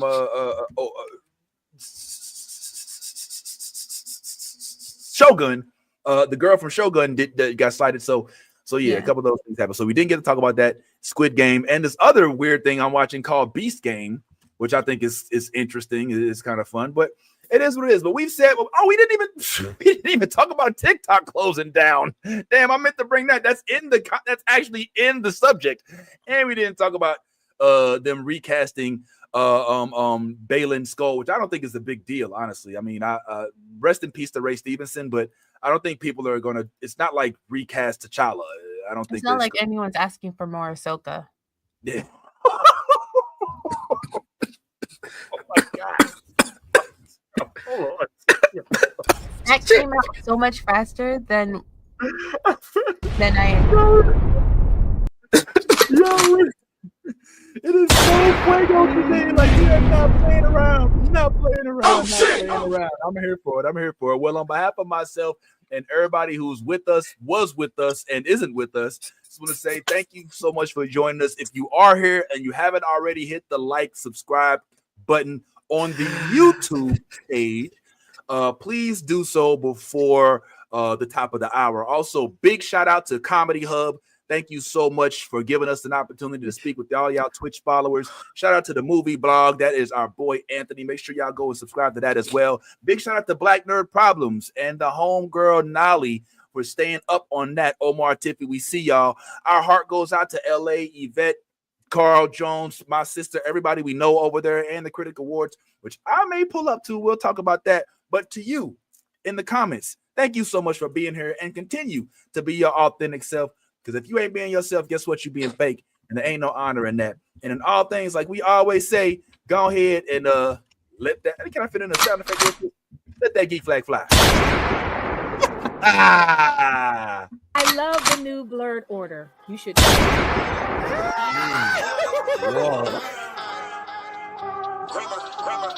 Let me get all this 10p Wayne. All the niggas rapping about the same old thing. I've been coming through with the same old